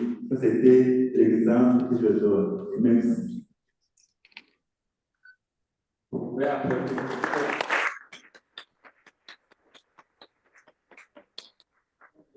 La question suivante est adressée à n'importe qui, donc n'importe qui peut répondre. En tant que chercheur, quelle stratégie pourrait renforcer le rôle des universités comme catalyseur d'innovation et de transformation managériale? N'importe qui peut répondre. Cette question. En tant que chercheur, quelle stratégie pourrait renforcer le rôle des universités comme catalyseur d'innovation et de transformation managériale? Merci beaucoup. Maintenant, vous posez la question de catalyseur pour que l'impact soit visible. Bon, ça revient à parler de mécanismes de transfert de connaissances et de la technologie liée à la recherche. Comme mon collègue vient de le dire, je dirais que le premier canal, ça serait l'enseignement même. Puisque nous sommes des chercheurs, des fois, par exemple, avec mes recherches, j'ai des informations à jour sur l'inclusion financière dans mon domaine, sur les aspects de genre, puisque je porte aussi des lunettes de genre. Alors, au niveau de l'enseignement, il y a une transmission des connaissances directes à mes étudiants qui vont à leur tour les transmettre au milieu du travail. Nous avons des informations, par exemple, lorsque je parle de finances vertes, mes étudiants ont toujours l'habitude de dire c'est la première fois que j'entends finances vertes. Alors que sur le marché du travail, c'est déjà une terminologie qui est là. Lorsqu'ils partent alors avec cette nouvelle terminologie, ça aide à s'insérer efficacement au milieu professionnel. Nous avons aussi, avec les recherches, puisqu'au niveau universitaire, nous continuons avec les recherches, nous nous référons aussi aux ODD, nous nous référons aussi au plan de développement national, mais nous avons aussi avec des termes comme le développement durable, mais même si ça dure quelques années, ça reste toujours nouveau et des fois nous insistons sur ces termes, même si ça ne cadre pas avec directement la leçon du jour, puisque ce sont des termes transversales, ce sont des termes transversaux donc, qui peuvent s'appliquer ici et là. Nous parlons aussi de la responsabilité sociétale, qui est aussi une terminologie qui n'est pas très maîtrisée. Et voilà, nos étudiants parlent déjà avec des éléments issus de la recherche, une modernité qui leur permettra d'être à l'aise dans le milieu du travail. Et un autre cadre, c'est la publication de nos résultats de recherche. Et je venais de le dire que même une autorité a vu mon article, m'a contacté à propos, c'est-à-dire que maintenant le milieu professionnel peut consulter les résultats de nos recherches via les sites sur lesquels nous avons publié ces résultats de recherche. Nous participons aussi au niveau universitaire dans des conférences pour transmettre les résultats de la recherche. Là aussi, c'est aussi ce cadre que les universités organisent des séances pareilles. Nous avons des partenaires qui viennent, nous avons ceux du milieu professionnel qui sont présents ici pour partir avec quelques résultats de la recherche, puisque nous avons eu des présentations. Maintenant aussi, nous sommes en train de parler des résultats de la recherche. Voilà, c'est aussi un canal. Les universités ont des incubateurs, comme nous l'avons aussi ici à l'Institut supérieur de commerce. Ça permet aux professionnels de renforcer leur capacité. Nous pouvons parler de ce stage aussi.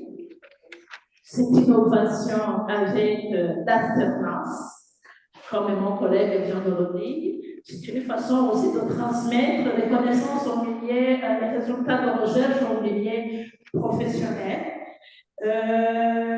Puis les partenariats qui nous permettent de se rencontrer ici et là. Puisque des fois aussi, nous avons des universités qui peuvent collaborer avec les entreprises ou autres organisations pour des projets communs. Et dans ce cas, il y a transfert direct des connaissances ou de la technologie venant du milieu académique vers le milieu professionnel. Et qu'est-ce que je dirais encore? Je pense C'est ça. Alors, puisque vous demandez comment on peut les renforcer, comment on peut renforcer ce canal, ça revient à voir chaque fois, pour revenir à chaque canal, quels sont les défis, qu'est-ce qu'on peut renforcer. Au niveau des publications et des conférences, comme vous le savez,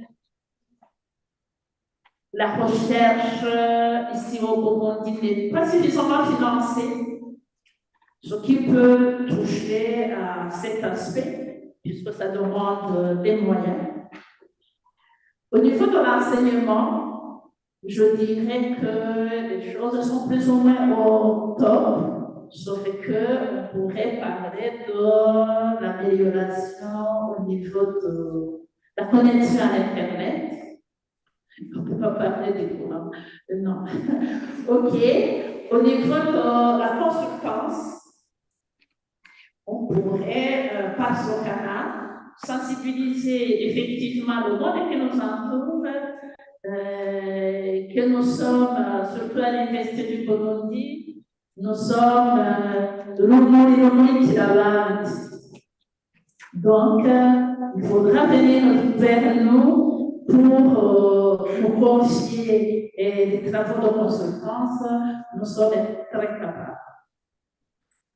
Alors, voilà, on pourrait aussi, comme mon collègue l'a dit, comme les étudiants l'ont dit, vivre partenariat, développement partenariat pour permettre le renforcement de cette formation en alternance. Voilà ce que je pourrais dire par rapport à ça. Merci. Merci pour la réponse précise. Je peux ajouter quelque chose. D'abord, la question de trouver des stratégies pour renforcer les universités comme capitaliseur d'innovation et transformation managériale, ça relève du professionnalisme. Les gestionnaires des entreprises. Au Burundi, il devait y avoir des incubateurs comme il le dit, des centres de recherche, des universités et des entreprises. Ces entités doivent travailler ensemble pour pouvoir développer des innovations, pour pouvoir faire avancer notre pays. Je pense que vous savez, lorsqu'il y a un incubateur n'est que là pour fournir un soutien technique, administratif et stratégique parfois financier. Mais un centre de recherche, il produit des connaissances utilisables par l'incubateur qui va assister les entreprises. Les centres de recherche génèrent des innovations et développent de nouvelles technologies, produisent des données expertises pour éclairer les politiques publiques.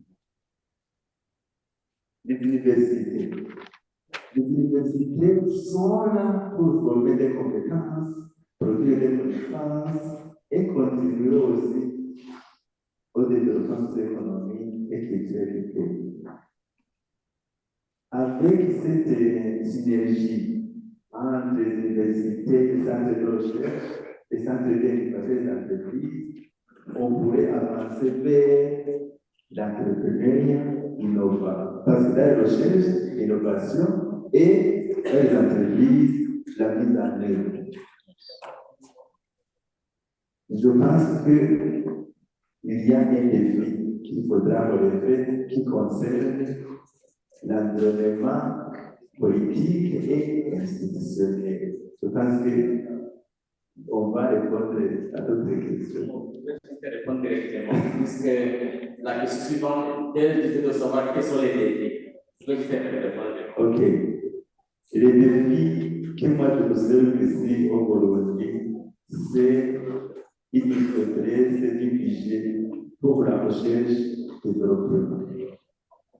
La recherche et développement ne peut pas se faire s'il n'y a pas cette synergie entre les côtés de connaissances et les professionnels qui mettent en pratique ce que les universités, les centres de recherche ont produit.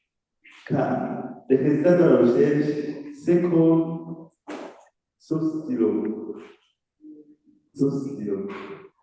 Un chercheur de l'Université du Burundi va essayer de faire tous les calculs possibles pour produire un seul stylo.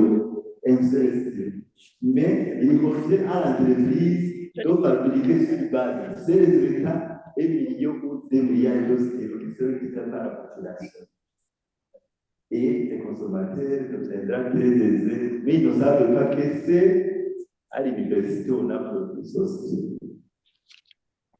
C'est pourquoi il faut encourager l'État à soutenir cette synergie entre les entreprises, les chercheurs et les universités.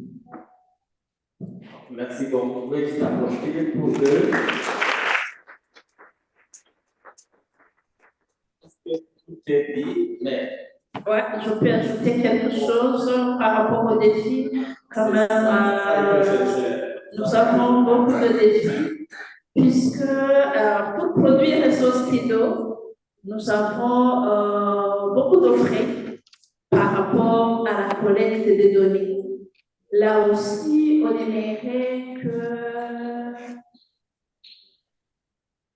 aimerait une sensibilisation pour comprendre justement les bienfaits de la recherche, que c'est à partir de la recherche qu'on a pu inventer, imaginer ce que mon collègue a dit, la variété de riz qu'on peut cultiver partout, qu'on a dans le cadre de lutte contre la pauvreté. Il faut donc une sensibilisation et nous ne pouvons pas ne pas souligner aussi une faiblesse au niveau de la capacité technique et humaine en rapport avec, nous avons des ressources humaines faiblement qualifiées en méthodologie de recherche avancée. C'est la raison pour laquelle c'est par rapport à ce défi que même dans le cadre de cette semaine de l'université, on a pensé insister sur les fondamentaux de la recherche. On aimerait donc que des occasions pareilles se produisent souvent. Dans le cadre de notre laboratoire, on aimerait aussi, je m'adresse à son responsable, de créer des cadres pareils pour le renforcement des capacités dans ce domaine.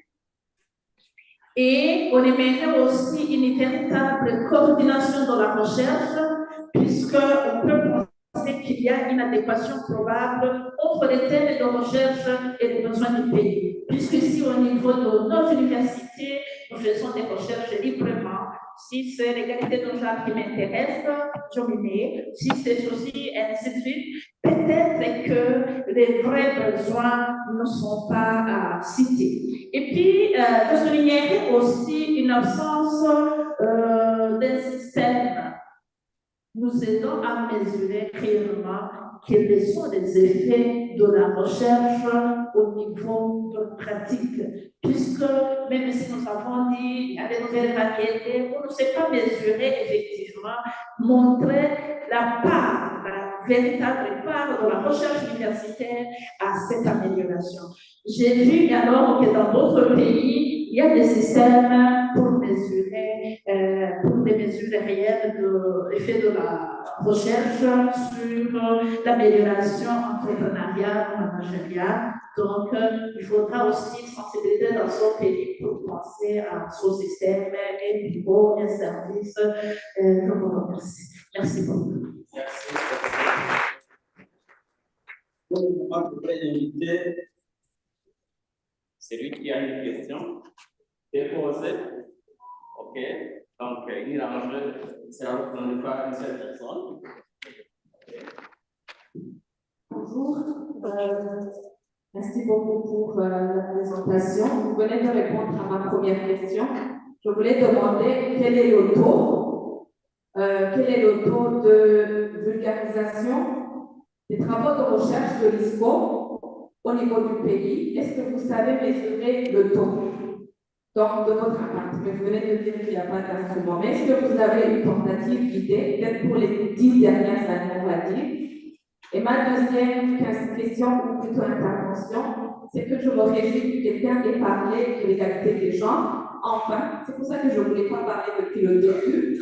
Je suis désolée de le dire, mais depuis le début, on avait des interventions dans notre direction. Madame, merci beaucoup d'avoir parlé de l'égalité des genres. Et c'est vrai qu'on voit qu'il y a beaucoup plus de personnes à l'Université du Burundi. Moi, moi, je suis d'arrière-plan géologique. J'ai commencé, je n'avais pas un seul enseignant géologue femme. Maintenant, on a 2 doctorants. Non, 2 docteurs femmes. Et j'aimerais demander que ce ne soit pas seulement les personnes qui restent derrière, mais qu'elles soient aussi mises en avant dans de telles interventions comme le professeur Priska, parce que la variété, comme monsieur l'a dit, ce qu'on ne peut pas faire, ce qu'un seul homme ne peut pas faire, plusieurs peuvent le faire. Et dans le plusieurs, ce n'est pas seulement les hommes, c'est aussi vous, mesdames. Et donc, n'ayez pas peur.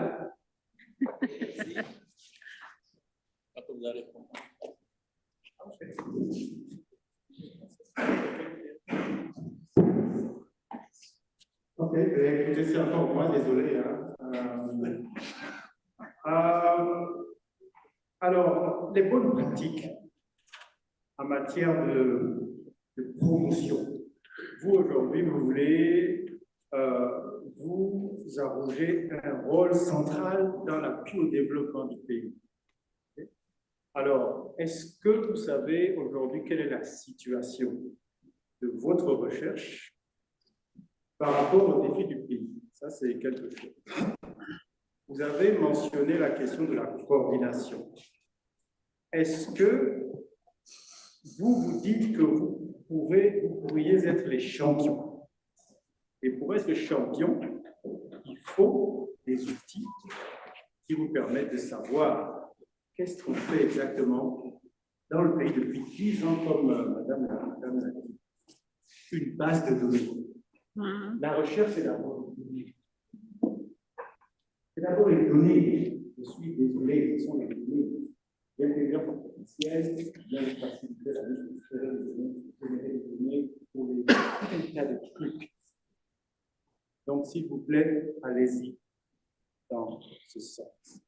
La coordination. Et puis, le partenariat, vendez-vous. Vendez-vous. Moi, je travaillais beaucoup avec l'ISCO. Moi, à l'époque, j'ai tout fait pour que l'ISCO ait les marchés de la Banque mondiale. Pour qu'ils collectent les données.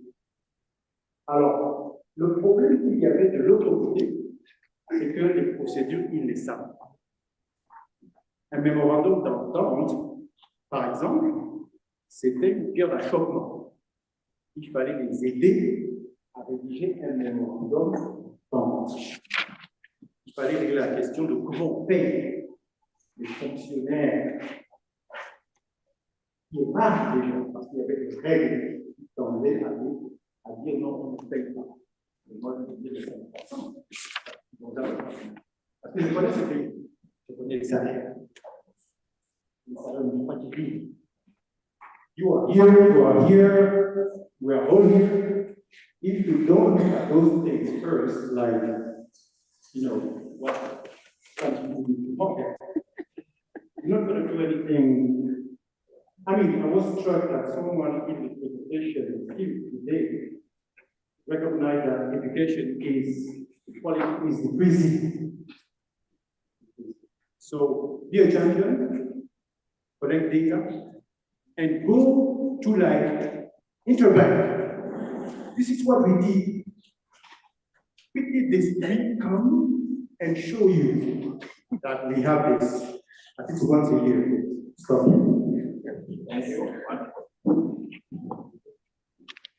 Bonjour. Bonjour, il me semble qu'ils ne sont pas là. Premièrement, je viens ici comme étudiant dans la formation complémentaire, je suis très heureux de voir mon professeur il est mon professeur dans la formation complémentaire et je suis encore très heureux de voir Madame Christa qui m'a fait ce que je suis aujourd'hui parce que je suis dans le domaine bancaire maintenant. Elle m'a fait le cours de comptabilité financière. Permettez-moi de vous présenter mes sincères remerciements. Et je voudrais adresser une question à vous directement concernant ce que vous avez dit sur l'article que vous avez publié. Vous avez dit qu'il y a des difficultés rencontrées par les petites entreprises concernant l'accession à des financements. Est-ce que vous pouvez me relater quelques-uns pour entendre ou bien pour démentir, parce que dans l'institution de microfinance où je travaille en tant que directeur, nous favorisons beaucoup l'accès aux petites entreprises. Merci. Donc,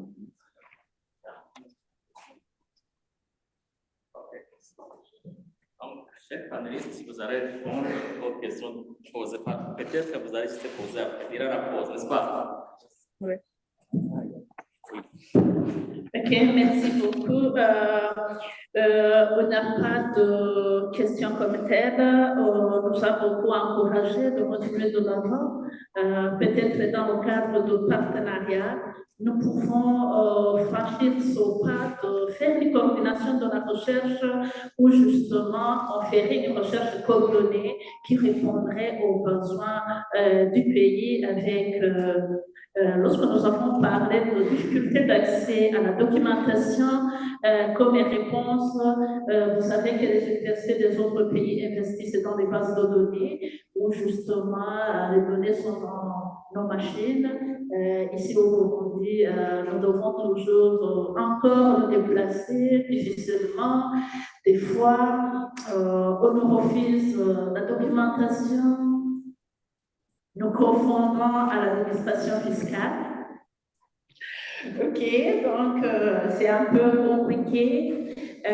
Voilà, on nous encourage d'aller de l'avant. Merci beaucoup. Nous pensons qu'avec le partenariat, nous pourrons y arriver. Madame aussi nous encourage dans notre domaine d'égalité de genre. C'est un domaine transversal très important. Au moment où j'ai fait la formation en genre, c'était en 2013, j'ai fait une formation en ligne, c'était une formation certifiante.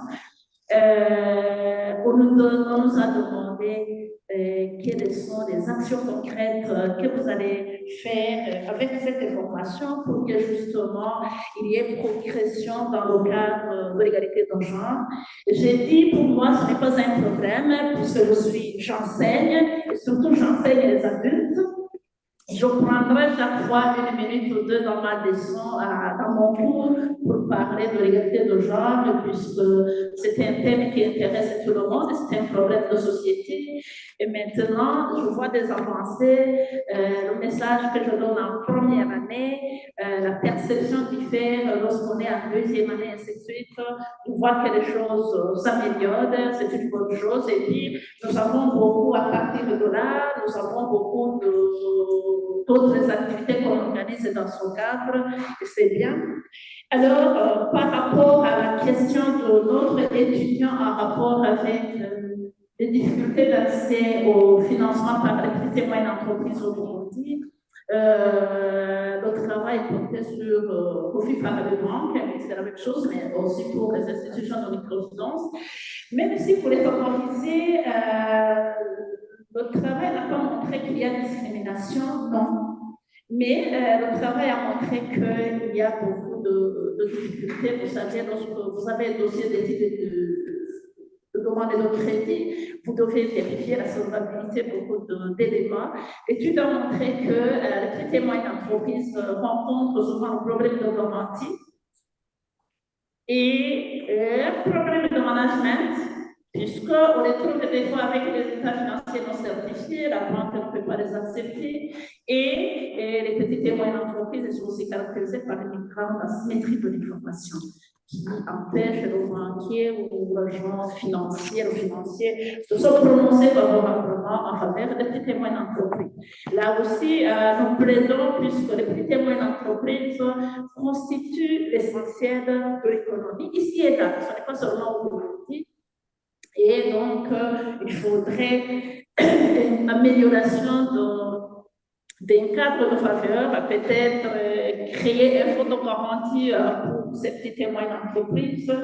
L'OPC pourrait aussi s'appuyer beaucoup plus aux petites et moyennes entreprises pour les aider dans le cadre de l'organisation de la comptabilité, puisque la plupart des fois, c'est le problème des états financiers. Voilà ce que le travail a trouvé. Et je vous ai dit que ça a intéressé les autorités, vous aussi, ça vous intéresse. Il faudra prendre des stratégies dans le cadre de les appuyer beaucoup plus davantage, puisqu'elles constituent le pilier de notre économie. Merci beaucoup.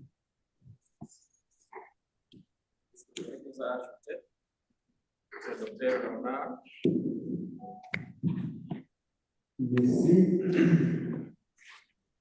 Je n'ai pas beaucoup de choses à ajouter, sauf pour remercier les contributions du docteur Fécou, qui ont une importance capitale pour nous, qui nous a encouragé à l'école allemande dans le sens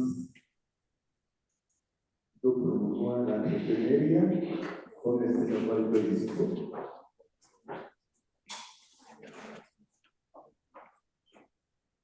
Il n'y a pas eu de questions qui méritaient beaucoup d'explications. Je vais seulement, s'il n'y a pas autre question, remercier les participants. Il y a une question pour le docteur.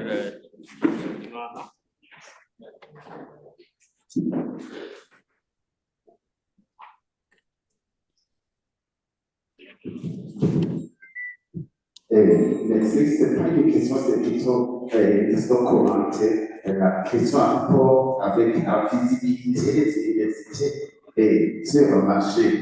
Donc, déjà là, avant il y a une doctorat qui avait exposé au Burundi, il y a beaucoup de compétences. À l'Université du Burundi, nous avons beaucoup de compétences, mais que les parties sociales et pratiques.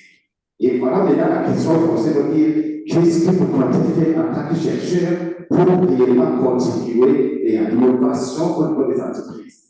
Moi, je ne dis pas qu'il y a 1000 mois. C'est plutôt la stratégie que je fais dans le cadre déjà en cours à ISCO, la formation en alternance.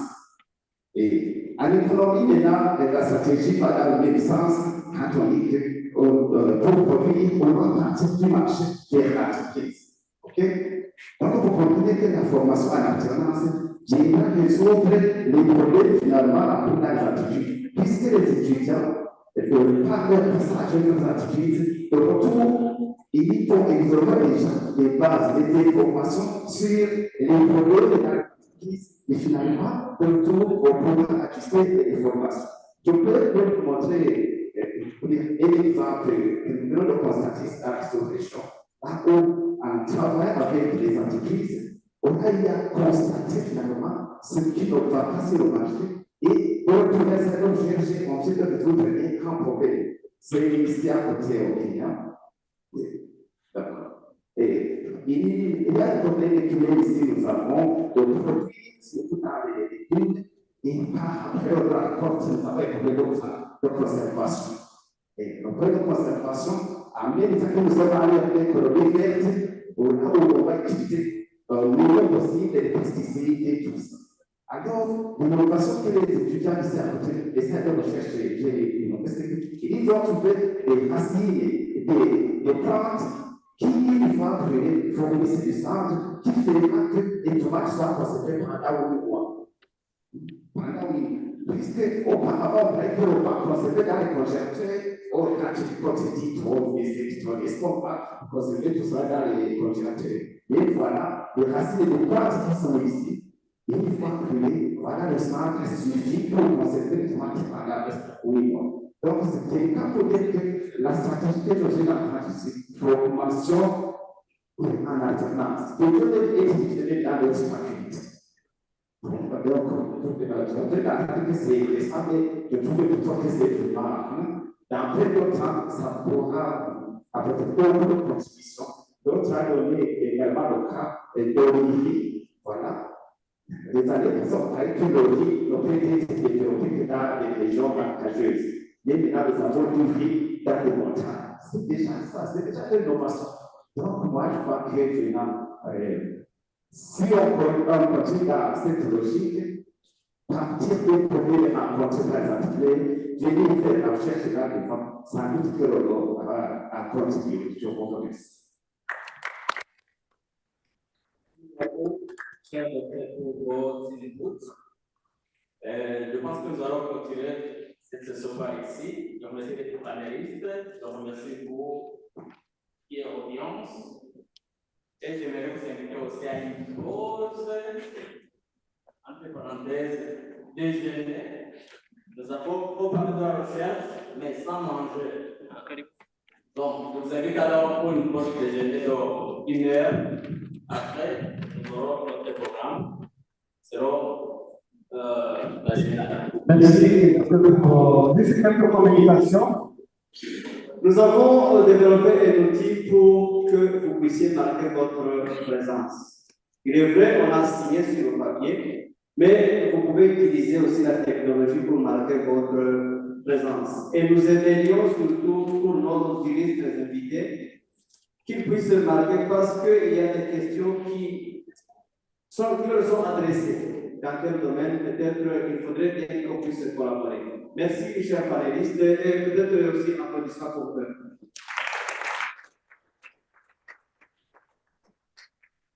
Effectivement, comme vous venez de le dire, Léonard, on va faire une pause va aller jusqu'à 1 heure et on se retrouve dans cette même salle pour un deuxième panel. Bon appétit.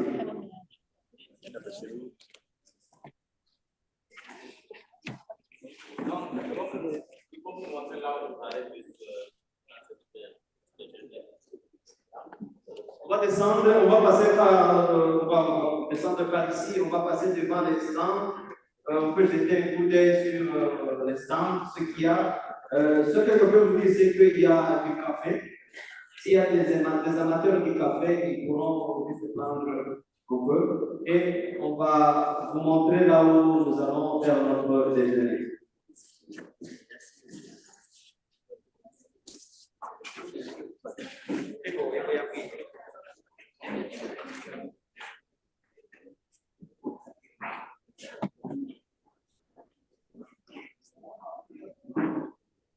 Ok, on y va, on y va.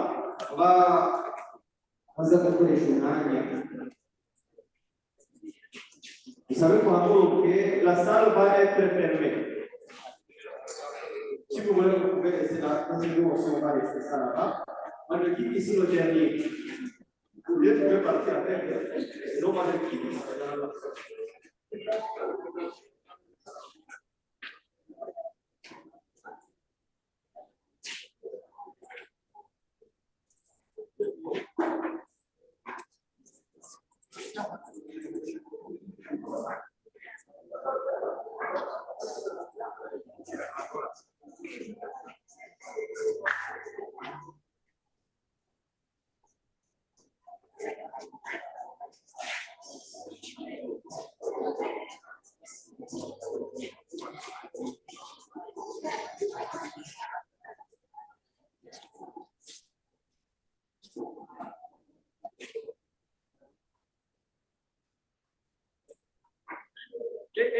Rapidement, on y va.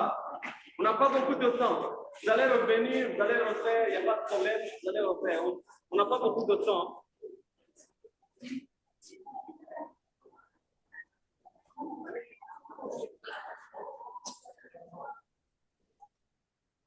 Singa.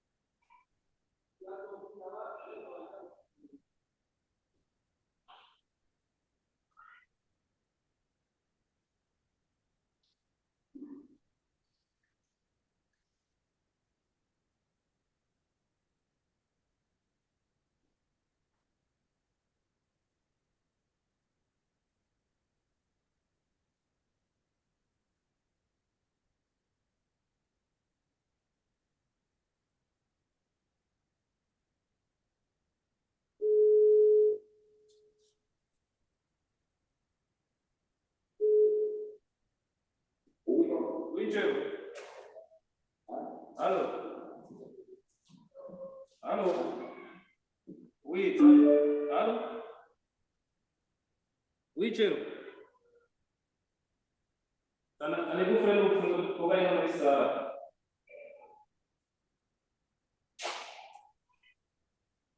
Ntabwo sinzi bataniyo bari iwacu.